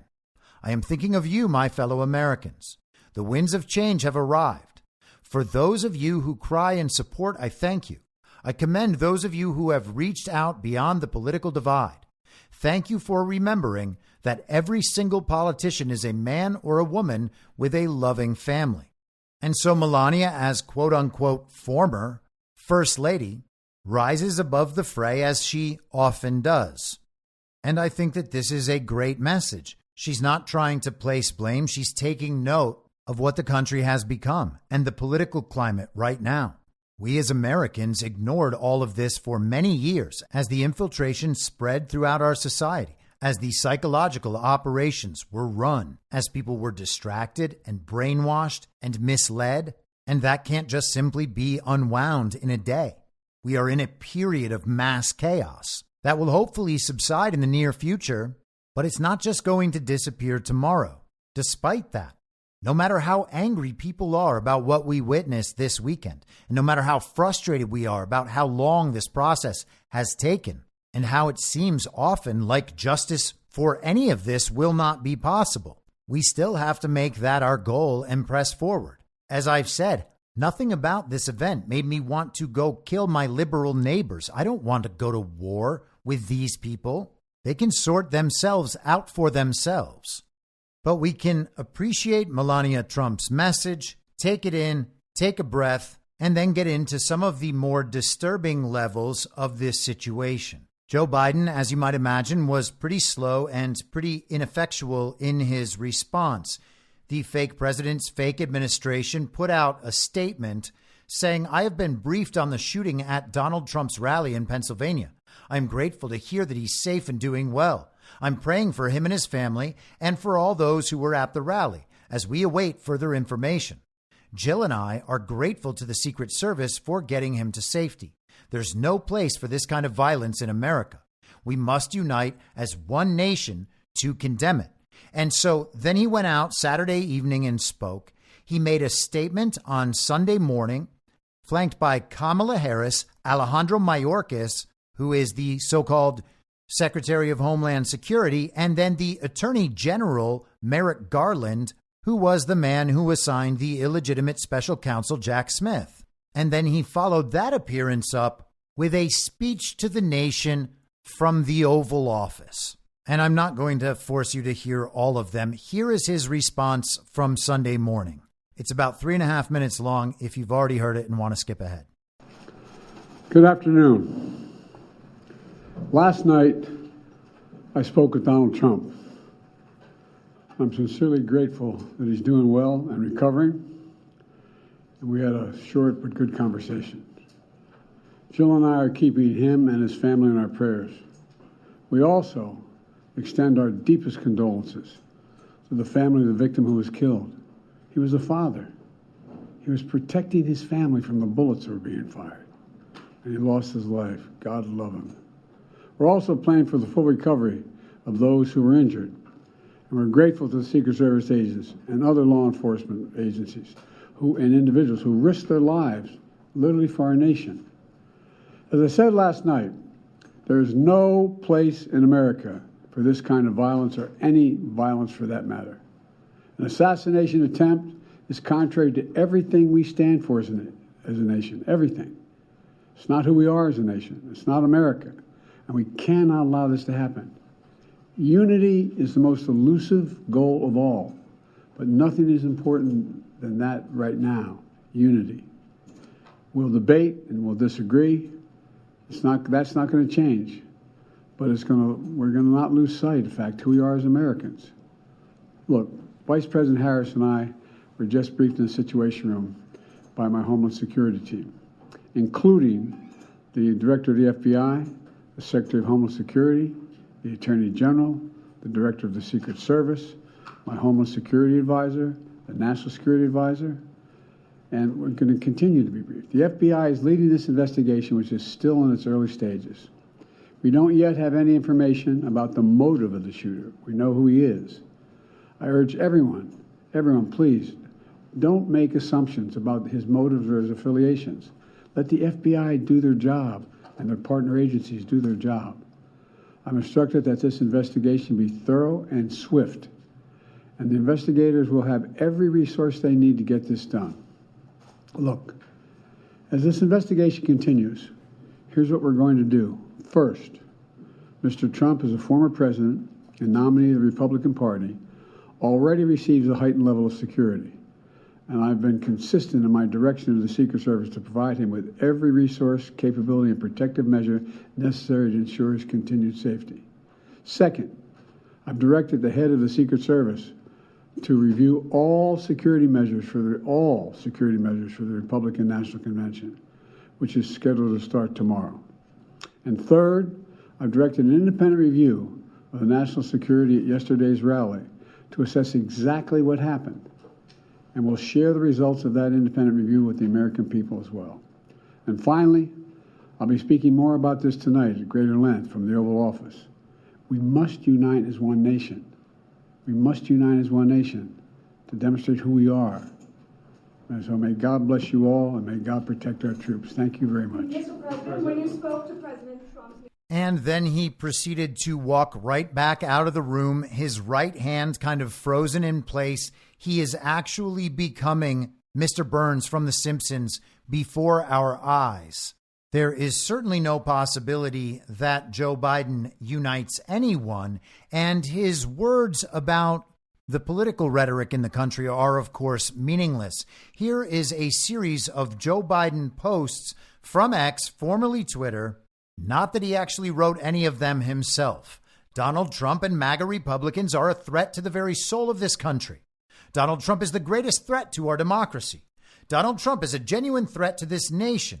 He's a threat to our freedom. He's a threat to our democracy. He's literally a threat to everything America stands for. Another post, Donald Trump is a threat to our democracy, and we cannot let him win.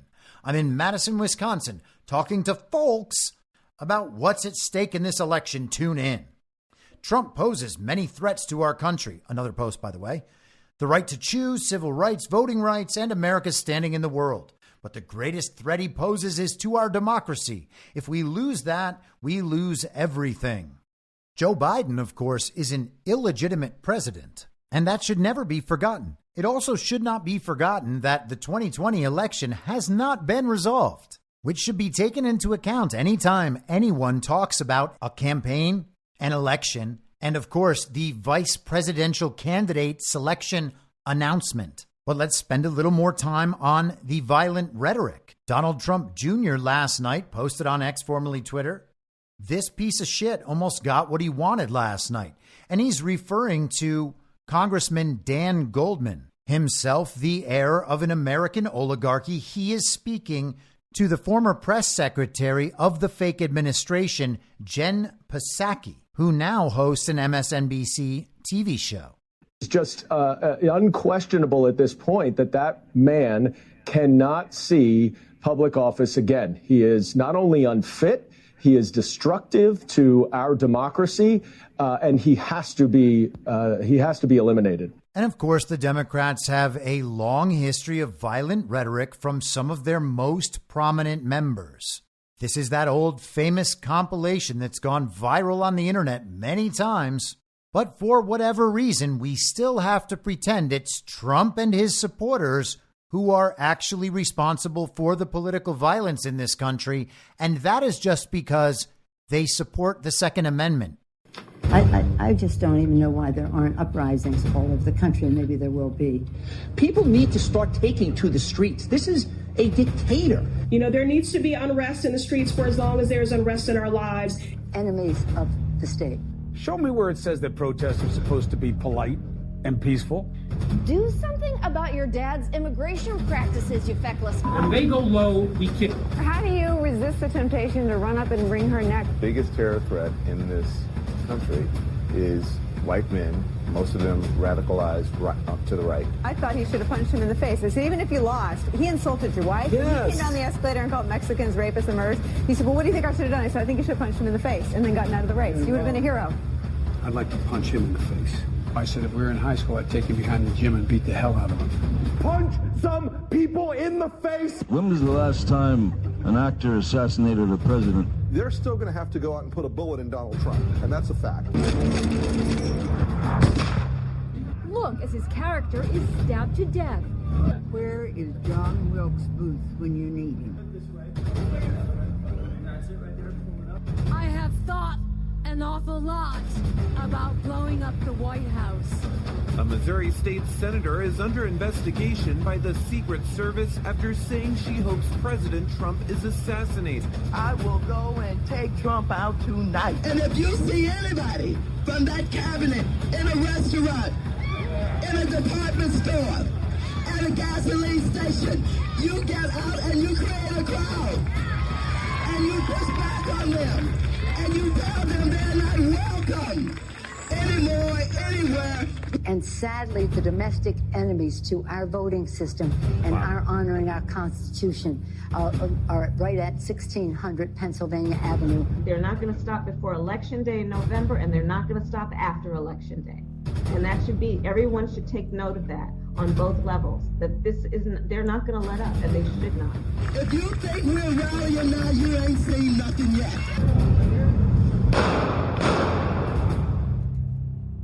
And let's recall that Joe Biden was just recently quoted as having told people at a recent event that it was time to place Trump in the bullseye, and he just got asked about that by NBC's Lester Holt.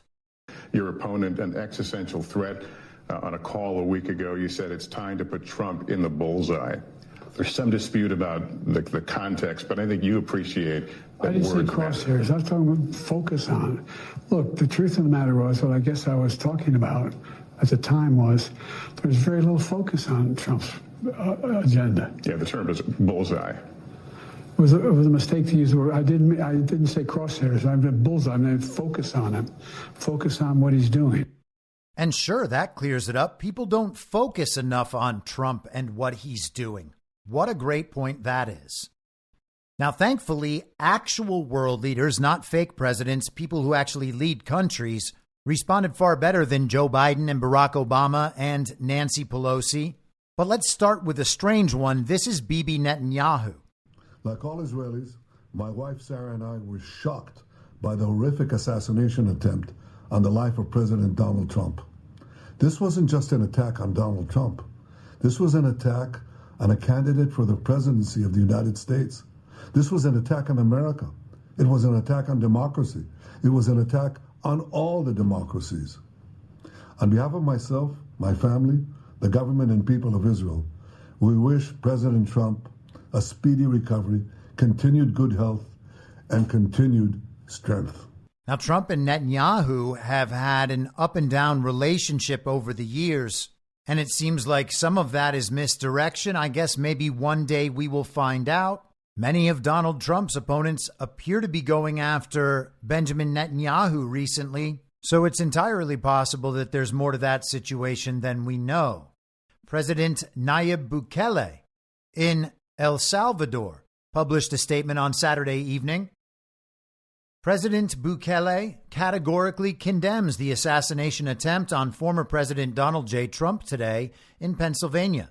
President Bukele's prayers are with President Trump and his family during this difficult time. He also wishes him a speedy recovery and hope he regains his health soon. There's no place for violence in a democracy. The people of El Salvador stand with the people of the United States in solidarity during this difficult time.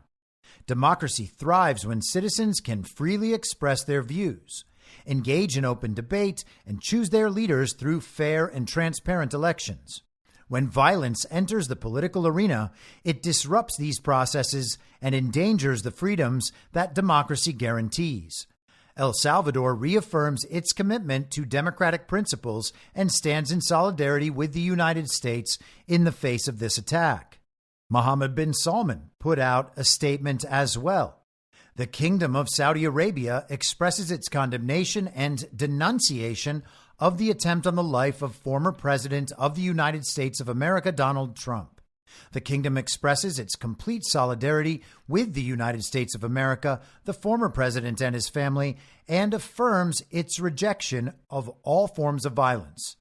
The kingdom also expresses its condolences to the family of the deceased and the friendly American people and its wishes for a speedy recovery to those injured. There was also an amusing post that went around coming from Russia. An account posted pictures of artillery shells where "For Trump" and "For Trump's ear" were written onto the sides of the shell. And the argument could be made that Russia is fighting the same enemy who would be ultimately behind an attempt on Trump's life. Except no one's considering that because we're all focused on the lone gunman, acting like this was some kind of mistake or accident. The Secret Service just came up short, you see, and it's because there were women in the unit, or it's because of DEI concerns, or it's because of their director, Kim Cheadle, or it's because of their failure to communicate with law enforcement, or it's because of law enforcement's failure to keep track of this guy.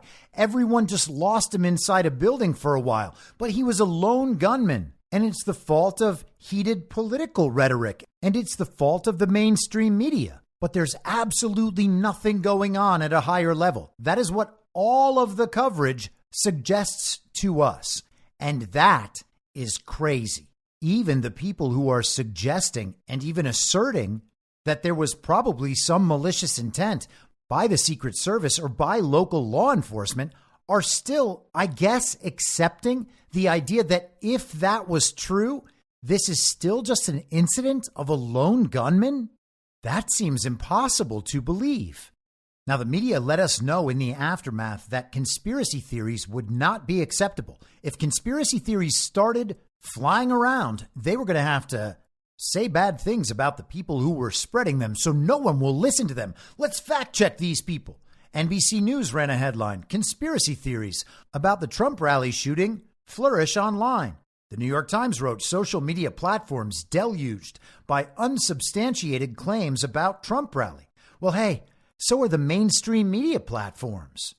The Washington Post wrote misinformation spread swiftly in hours after Trump rally shooting. Yes, that was primarily the responsibility of mainstream media and its quasi-independent counterparts running information ops on X, formerly Twitter.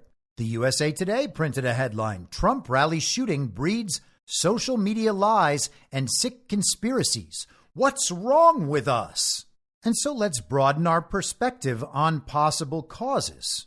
About 6 months ago, Soros' scion, Alex Soros, who is now engaged to be married to Huma Abedin, posted on X, formerly Twitter, a picture of a pane of glass with what looks like a bullet hole in it, and then a hand holding two $1 bills, a 10, a 5, a 20, and another 10.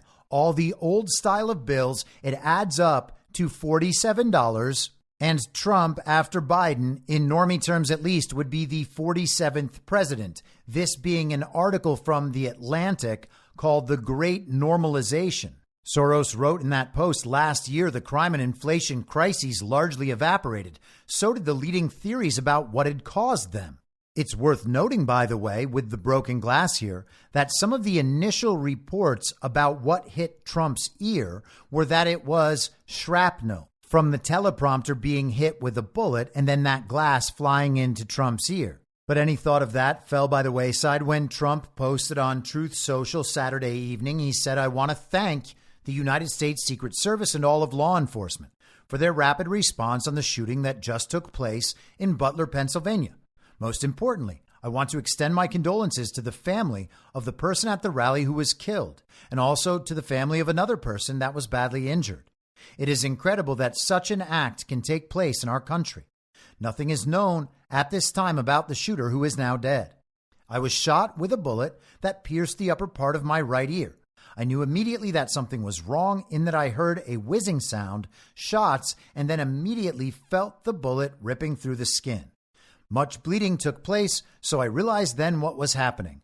God bless America."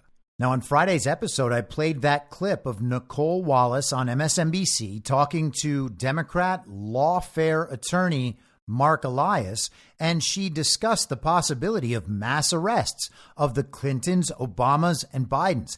That's what the town was afraid of. And of course, if they're all involved in mass arrests, all the people who were involved in committing crimes against the nation and crimes against humanity would potentially be swept up in that. And that might include Nicole Wallace, who was a former George W. Bush staffer. And I think we covered this at the time, but here is Alexander Soros from this year's World Economic Forum. And this is a pretty amazing montage of panic sequences, and they end with a discussion of Guantanamo Bay. We just heard this point about untrustworthy people, and we talked about things in the United States like checks and balances, which aren't written anywhere but are customs. And one man, Donald Trump, literally came in and just took that all away. Are you concerned that Trump might be elected again? Sure. I think it's very likely. And if it happens, it is likely to be the kind of like the death blow to what remains of the global order. I was afraid for my own well-being. I thought I could wind up in Guantanamo Bay. I think I still could. I mean, he was ranting about me all last week again.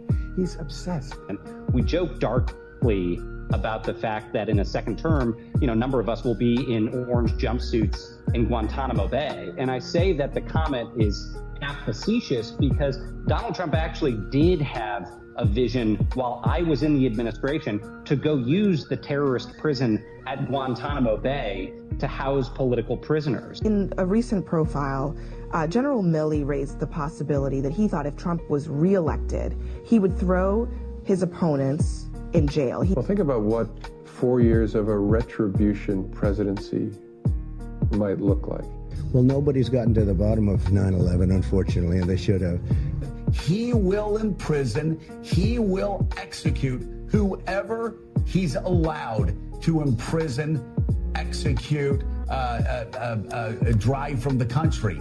What you see here on the ground, Deborah, is there's no indication that the military process, the legal process, is going to shut down anytime soon. About 100 yards across the buildings that are in front of me, down into Camp Justice, there is a major construction project going on. They are, in fact, building another courthouse, and they are expanding the workspace for the handling of classified materials by the prosecution. This is a big project. It's over $15 million.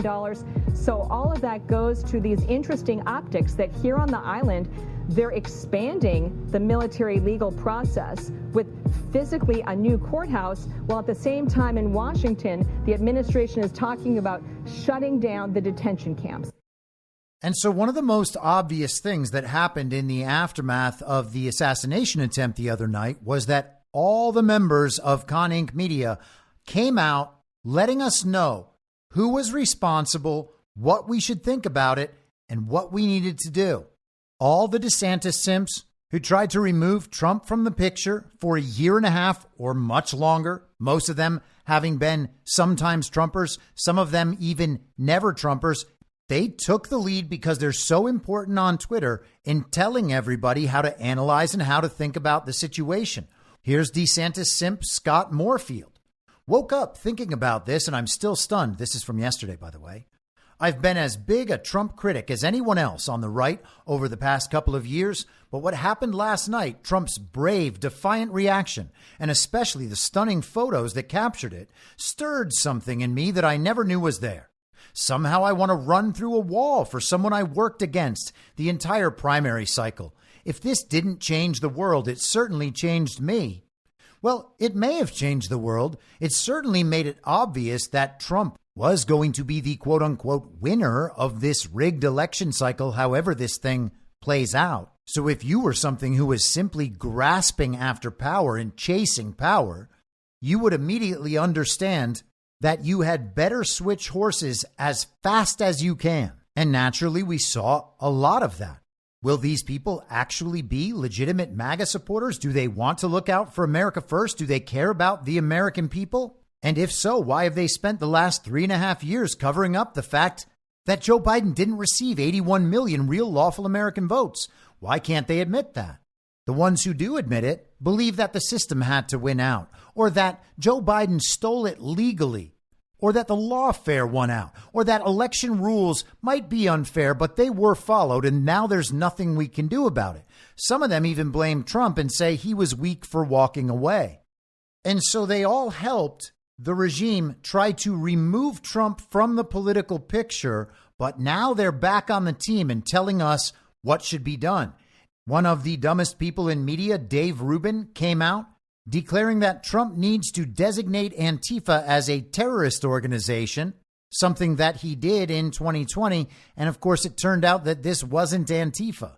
John Cardildo, who pretends to be some sort of tough law enforcement guy but can't stop wearing sunglasses indoors, well, he was doing the analysis on the overhead shots of the building, telling us how it all must have went down from his position of expertise.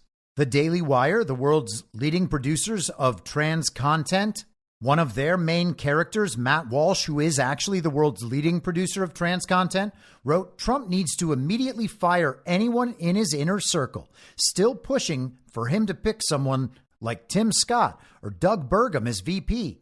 Anyone giving that advice is trying to get Trump killed or doesn't care if he is killed. Only choice now is someone like Vance, Vivek, or someone even more repulsive to Trump's enemies. He cannot pick anyone that his enemies would want to have in power. Well, how do we know that his enemies have a problem with J.D. Vance or with Vivek Ramaswamy? I don't take those things for granted at all. But of course, Matt Walsh is uber establishment, and J.D. Vance seems to be pretty establishment. Vivek came out today with a statement on J.D. Vance saying, so proud of my friend, classmate, and fellow Southwest Ohioan today. We used to watch Bengals games at the bar in law school. It's awesome we're now here a decade later with JD joining the strongest presidential ticket in our lifetime. He'll be an outstanding vice president, and I look forward to everything ahead of him and for our country. And I want to be clear that I don't hate Vivek. I don't hate JD Vance. I just don't have any trust for either of them either. And they've had some good moments on television, but that's it. Again, we still haven't resolved the 2020 election. I'm not looking to move on, and I don't think many Americans are looking to move on. I'm also just not interested in having the 2028 president anointed for me in the summer of 2024 after an attempt on the life of the person anointing him. I played the clip last week of Donald Trump describing Kamala Harris as the perfect insurance policy for Joe Biden. They can't get rid of Joe Biden knowing that Kamala Harris would be the one to step in. And none other than the ridiculous Mike Cernovich posted this on X, formerly Twitter, on Saturday night. Trump's VP choice must be J.D. Vance. Assassination insurance. Do you understand now? And Elon Musk said, you're right. It turns out it was J.D. Vance. But why is J.D. Vance assassination insurance? The implication is because the deep state would be more afraid of J.D. Vance than they are of Donald Trump? That is preposterous. I don't even know how this narrative coalesced, except for the fact that it's coordinated by all of the people who are in the same info op, that new alternative media info op that has been theorized for quite a while to be run by none other than Peter Thiel. And J.D. Vance happens to be Peter Thiel's guy. Vivek just said he went to law school with J.D. Vance. Well, where did they go to law school? Oh, it happens to be at Yale. And wasn't there some guy who went to Yale who was directly involved with the last two major attempts on a president's life? Oh, yeah. It's George Herbert Walker Bush, who was in Skull and Bones at Yale. He was believed to have had a hand in the Kennedy assassination, and then he was the VP who essentially took over all of Ronald Reagan's powers after an attempt on Ronald Reagan's life, and who was said to be supporting the Ron DeSantis effort throughout the entire fake primary. Oh, yeah, that was the Bush family and all of their associates. All those old school Con Inc. guys and all of the guys in the DeSantis op used to be Bushies and then supported Mitt Romney or they supported Ted Cruz. All of them very establishment and very Con Inc. All of those people, of course, moved to blaming the Secret Service, the left, and the media. All of them have incorporated the fact that it is this lone gunman responsible for all of it. Elon Musk followed up with a post about assassinations, saying dangerous times ahead. 2 people on separate occasions have already tried to kill me in the past 8 months. They were arrested with guns about 20 minutes drive from Tesla headquarters in Texas. Alex Jones put out a video the other night telling Elon Musk to basically hide in a bunker. Listen to me very carefully. I have told you for months on air they're going to try to kill Trump. And when they try to kill Trump, they're going to go after everybody else that is his top supporters. And they also will try to kill Biden and blame it on a Trump supporter. That's coming next. Make no mistake, the same deep state that's behind Biden, that's trying to make him step down, was behind this today. They're now reporting it was an Antifa shooter who's now been killed. How convenient is that the supposed shooter has been killed? Ladies and gentlemen, our republic is in maximum danger right now. I'm about to go live at Infowars.com/show, banned.video, and right here on X. There has been an attempted assassination.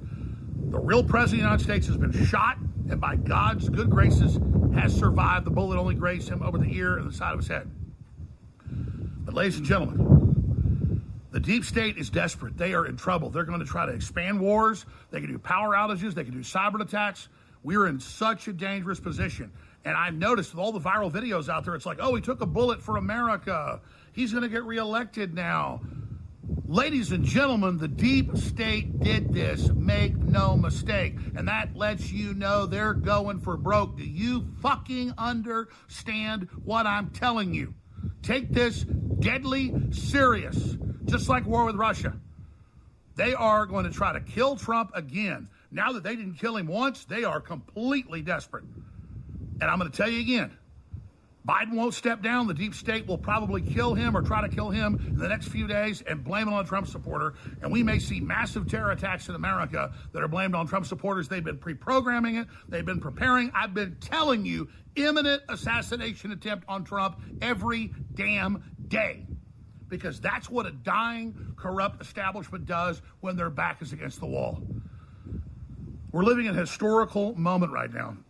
We need Americans, people around the world, to pray for President Trump and pray for America, but also politically get out there on X and everywhere else that has some free speech and get the point out that this attempted assassination that actually wounded the president, took a bullet for America, lies at the feet of the deep state and the corporate media that said, kill him, destroy him, he deserves to die, he's a fascist, he's a Nazi. It lays at their feet. Instead, I see conservatives celebrating, hey, he'll win for sure now. It means the globalists are going to go for broke. It means they know their time is up. So I'm glad Trump survived. I am so happy. Thank God. Thank you, Jesus.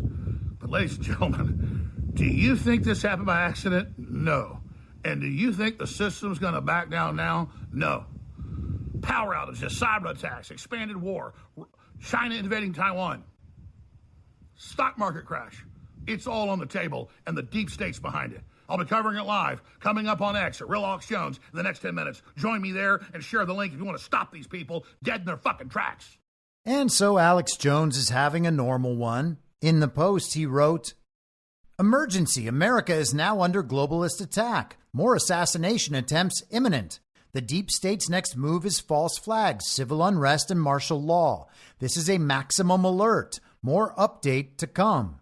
Elon, you should get to your bunker immediate. This is a live coup. Going overboard? Maybe. Could we at least establish what is real about this event before we have these emotional reactions and tell everyone to be very, very afraid and then please also tune into our TV shows?" And I know a lot of people view Alex Jones as a hero. Other people view him as a complete asset and shill. I don't know what the answer is, but I don't believe his trial, where they said he owes $1 billion, was real. I believe it was about as real as the George Floyd trial, which is about as real as the Jack Smith special counsel. But Alex Jones is right. He's been talking about this for a long time. In fact, he and Ivan Raiklin had a very eerie conversation about a Trump assassination a couple of months ago, where they suggested that he needs assassination insurance. He needs to choose a VP that the deep state is even more scared of. And of course, in that instance, they're talking about Michael Flynn, not J.D. Vance. But here's that clip. This is a message directly to every single person on the deep state target list. My assessment, Ivan Raiklin's assessment, that if you assassinate any political presidential candidate, whether it's RFK, whether it's Trump, guess what? America will do the following immediately. They will respond in kind, and they know who you are because we've created the list. So if you go, and that's a major Rubicon. They should know that. Immediately. You're going to see immediately response, and there are only a few buildings in Washington, D.C. that they will probably do that. Well, I hope that's not the case, but these people are crazy. And having said that, if they do that, option 2 behind Trump is going to be so much better for us and so much worse. Well, I was about to say, if they kill him, that's best case scenario from a sick level. From a sick level beating him, oh, please kill him, which but it's so good after that. Oh, it's going to be the best cleansing and the fastest cleansing that we've ever seen in my lifetime. I assess with almost certainty, with the highest level of confidence, that if they assassinate Trump, it is so game over for them, and it's going to be so fast. Now, I like General Flynn, and again, I don't have any problem with J.D. Vance, but when people are saying that a vice president should be selected as a running mate in a fake election, by the way, always important to remember, because that person is the one the deep state really fears, and it's going to be assassination insurance because they'll know it'll even be worse if they assassinate Trump. And the person you're saying would be assassination insurance is the person you were already supporting before. I'm going to wonder about what you're trying to do.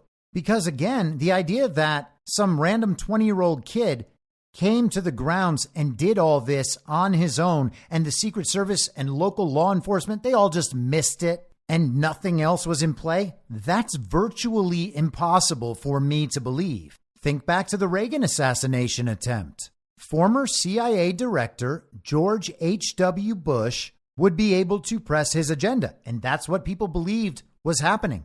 After the assassination attempt, Reagan's initiatives took a back seat to Bush's initiatives.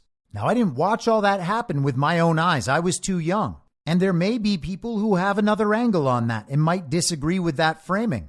But then again, the Bush family was friends with the Hinckley family, so you at least have to give it some thought. We've talked for a very long time about the deep state, the Republican establishment, inserting one of their people as Trump's vice president, because at that point, they wouldn't even have to take Trump out. They could subvert him from inside his administration via that vice president and from outside his administration by stealing the election on behalf of the uniparty up and down the ballot and at the state and local levels. Not only does Donald Trump pose a grave threat to the deep state, not only was he about to name a vice president, which far too many people consider to be the anointed one for 2028, but he's also intending to speak at the Bitcoin conference next weekend and is now pushing Bitcoin as the alternative to the central banker's fiat currency. He's basically posed all the threats of Reagan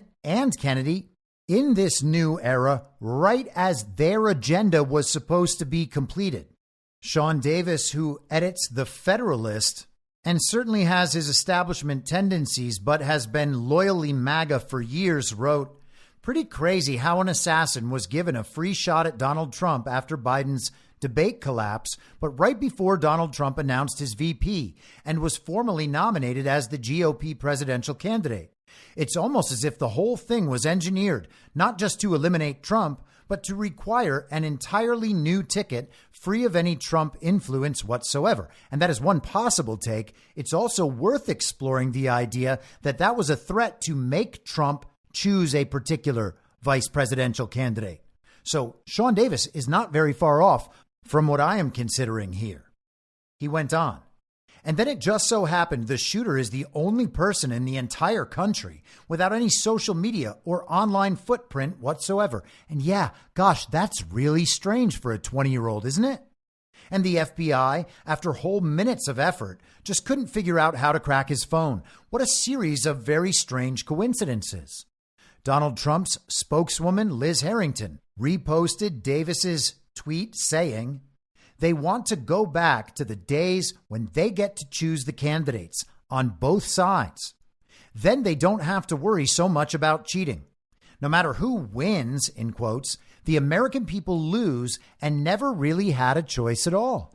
And that is 100% correct. It's not one party or the other. It's the uniparty. They select all the candidates for both sides, and then they select the winner based on who made the deal and got the money to make themselves the winner. Elections aren't real. And Liz Harrington seems to actually be taking that into account and understanding the uniparty. Where's Con Inc. on all of that?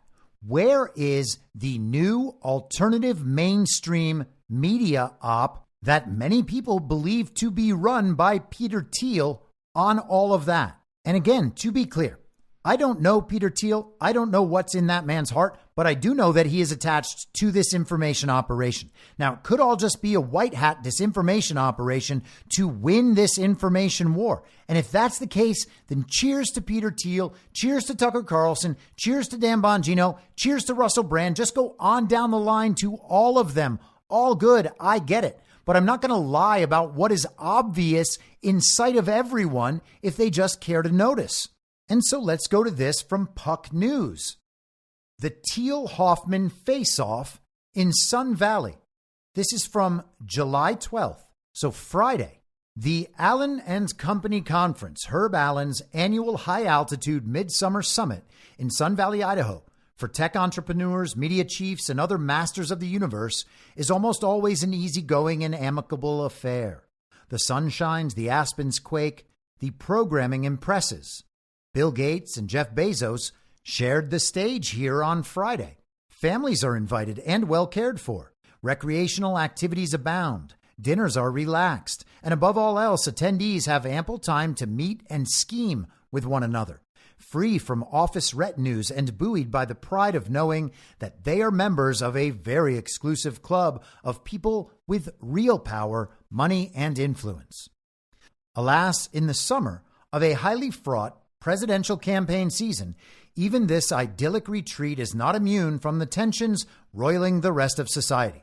And at one point, things took a decidedly tense and awkward turn when former Stanford classmates Reid Hoffman and Peter Thiel began sparring over Biden and Trump, with the entire conference looking on. Of course, Hoffman and Thiel have spent years on the opposite side of the political spectrum. Hoffman as a major Democrat donor and Biden advocate, Thiel as an early Trump supporter, albeit notably not a donor this time around. For years, the fellow PayPal alumni fought and argued over politics, but maintained their longtime friendship, even during their 2022 proxy war in Ohio, where Thiel poured $15 million into groups backing J.D. Vance's Senate campaign. And Hoffman supported the Democrats in legislative and statewide races. By the following year, however, their political disagreements had put a strain on their relationship. In an interview in March 2023, Hoffman told Kara Swisher, "Peter and I talk a lot less now than we used to. I mean, a lot less. Partially because if we're going to talk, we're going to argue about this. It's probably been challenging for both of us." As their exchange in the conference made clear, it has indeed been quite challenging. On Wednesday morning, more than half a dozen conference attendees told me Hoffman was on stage with Palantir CEO Alex Karp in conversation with moderator Andrew Ross Sorkin. At one point, Sorkin asked Hoffman to talk about his relationship with Thiel. Reid offered some kind words for his former friend, but said he doesn't speak to him anymore because of his support for Trump, which Hoffman called a quote-unquote moral issue.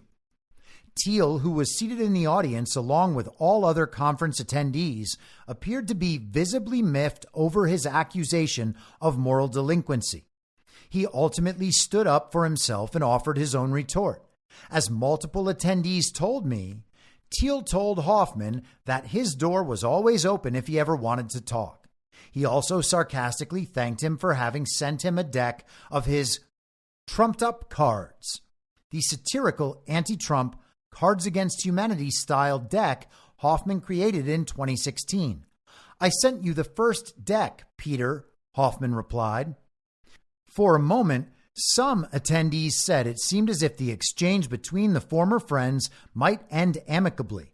Then Thiel got serious. In 2016, the cards had been funny, he said, but a few months later, after Trump won the White House, they looked silly.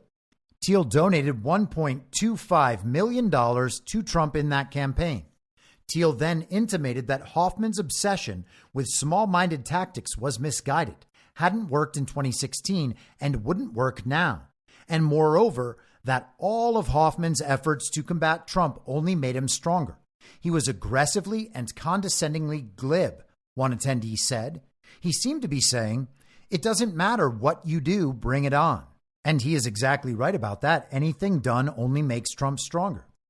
Then in what one source described as the dagger and another as twist of the knife, Thiel sarcastically thanked Hoffman for funding lawsuits against Trump because they had turned him into a martyr, thereby increasing his chances of re-election.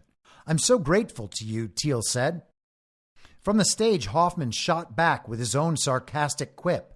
"Yeah, I wish I made him an actual martyr." That's a direct quote from Hoffman. And on that very uncomfortable note, the exchange ended. Both Hoffman and Thiel did not respond to emails requesting comment. The incident was the subject of much discussion at dinner that night, I'm told.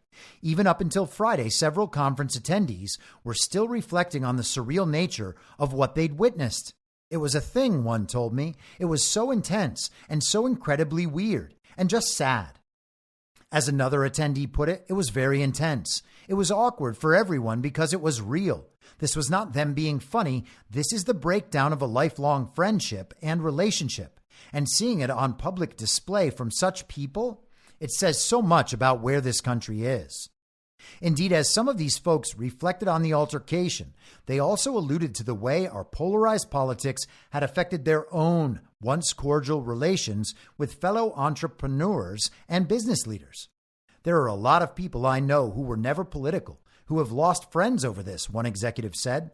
"The idea that these two guys who helped make each other could lose their friendship over this, it's sad."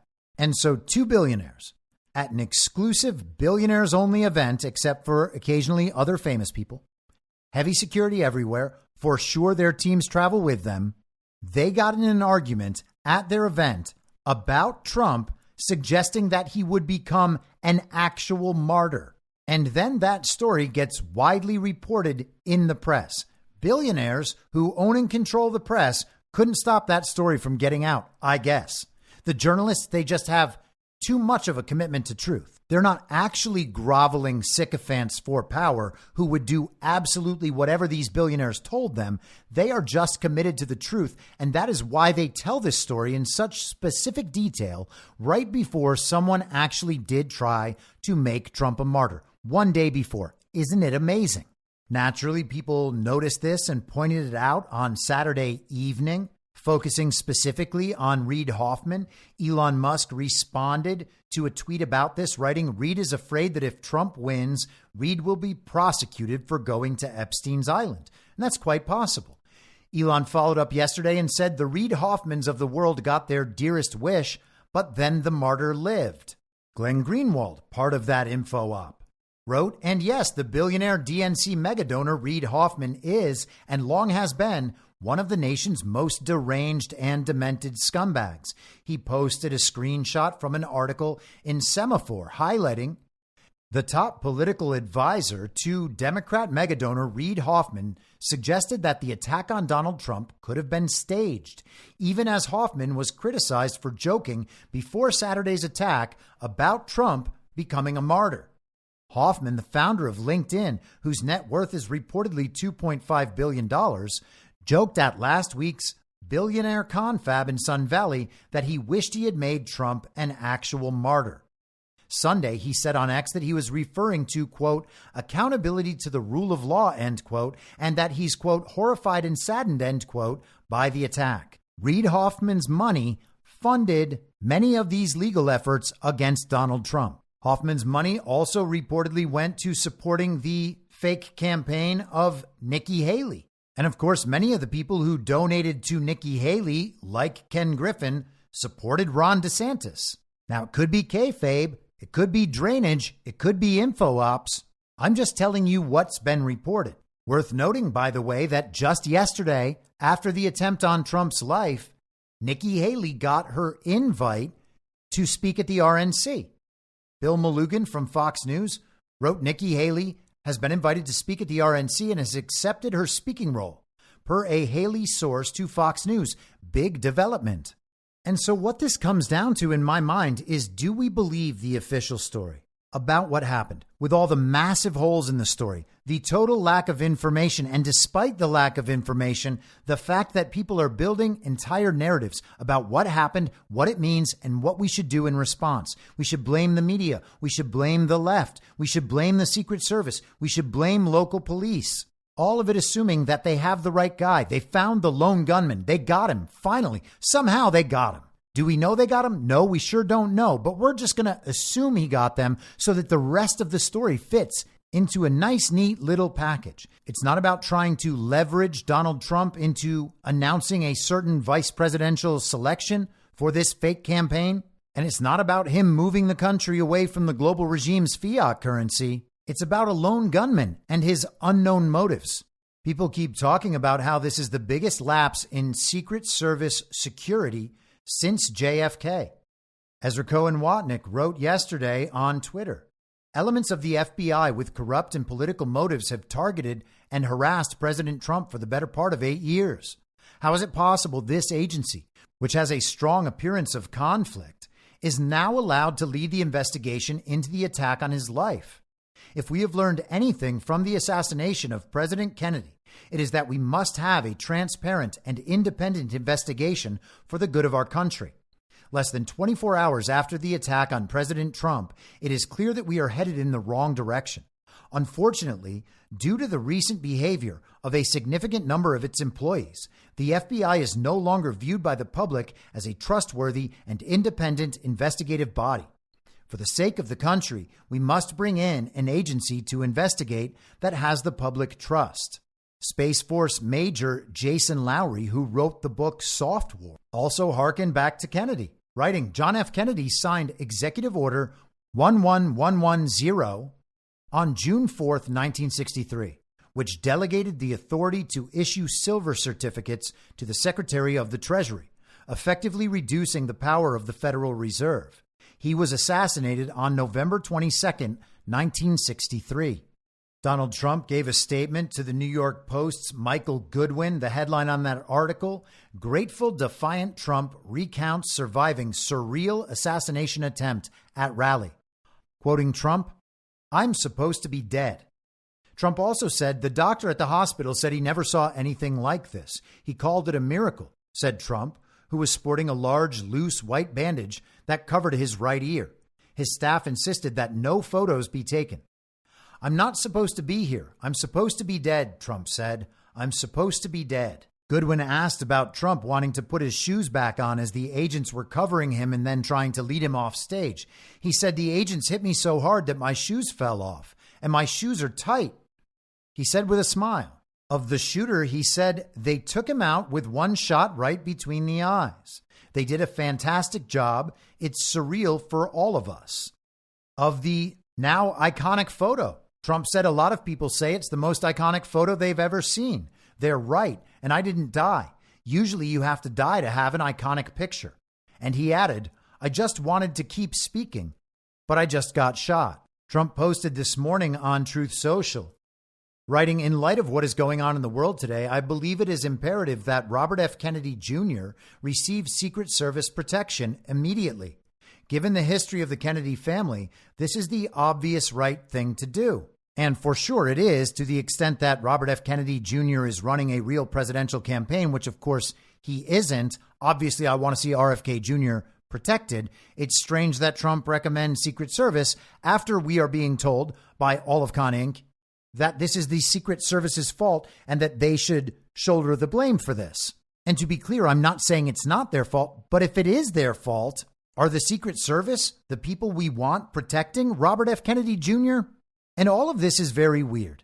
And I hope that after going through all of this, people understand how important it is to keep an open mind about what's happening right now. Because as far as the actual events of Saturday are concerned, we don't know what happened. In a very real way, we do not know what happened. There are basic, foundational, fundamental details here that are completely missing and have just been ignored and skipped over as we figure out the rest of it. But we can be absolutely certain that one lone gunman, some 20-year-old kid who lived an hour away, almost definitely did not carry this out in the way the official story describes as a lone gunman. That is a crazy idea. Did he go down and case the place the week before so that he knew exactly where he would be? He knew how he could avoid law enforcement personnel finding him? I find that extraordinarily hard to believe. People are talking about how it's the deep state going after Trump. You have to think that's true. Well, who's the deep state ultimately? As it rises up through the uniparty to the globalists, the global regime, and all of their people, the philanthropists. Well, who are the philanthropists? They're the billionaires. The billionaires who donate to political causes and push behind political candidates. Reid Hoffman is certainly one of those. Peter Thiel has, in his life, been one of those. If Peter Thiel is running the information operation that is presenting us with our new alternative mainstream media, this collection of people who lie about almost everything, but give us a few based and red-pilled treats every now and then, just to wake up the normies, they'll do it any day now. I'm sure that they will. And I sure hope that they will. Otherwise, the world is a much darker place than we are accounting for. And I have to say, I'm a little bit worried about that because the man running that info up happens to be the man that was in a public shouting match with another billionaire political activist and philanthropist about Trump becoming a martyr. And then that got reported to the entire country, which to my mind suggests some level of intentionality. The day before, there was an attempt on Donald Trump's life, and only 3 days before, Peter Thiel's guy, J.D. Vance of Yale Law School, is named as the vice presidential candidate in the 2024 fake campaign.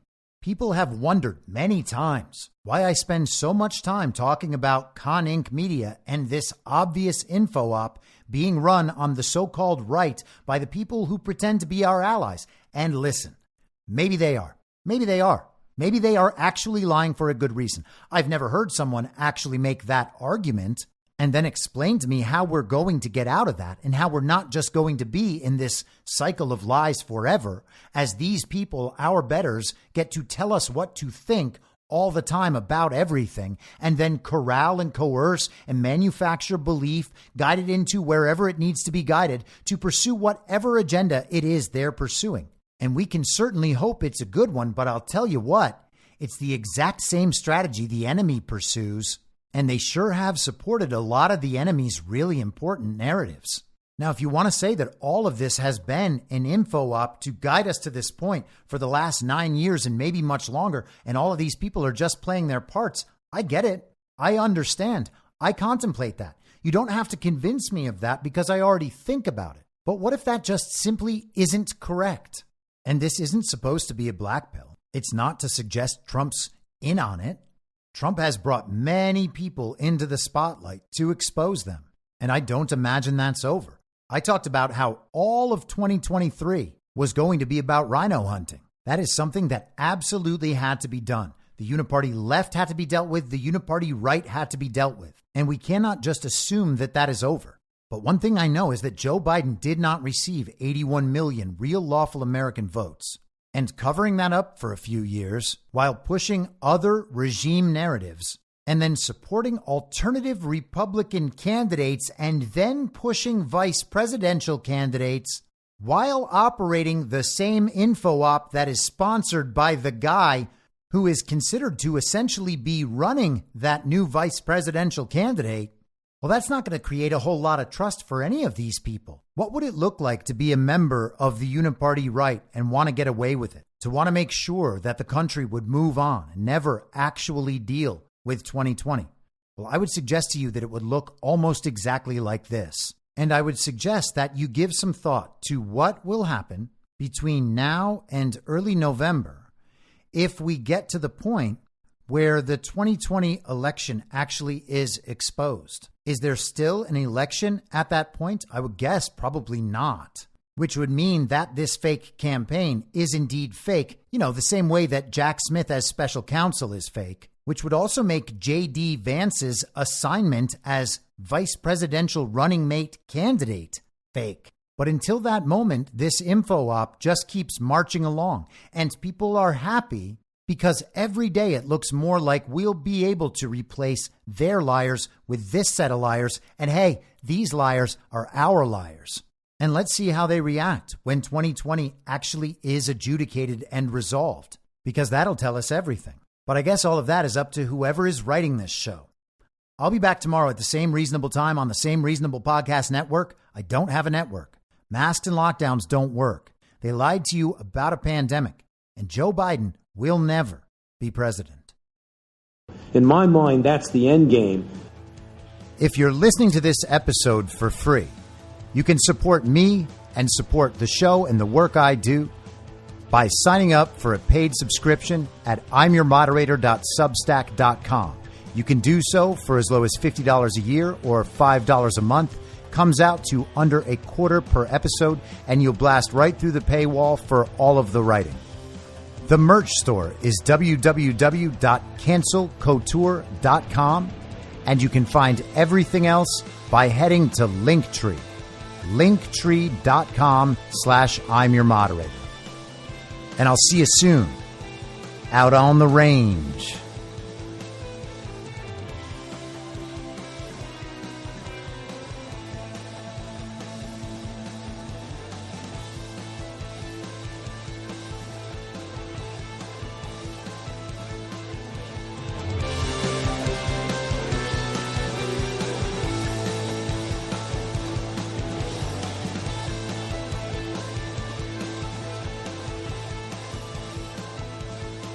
It's hell!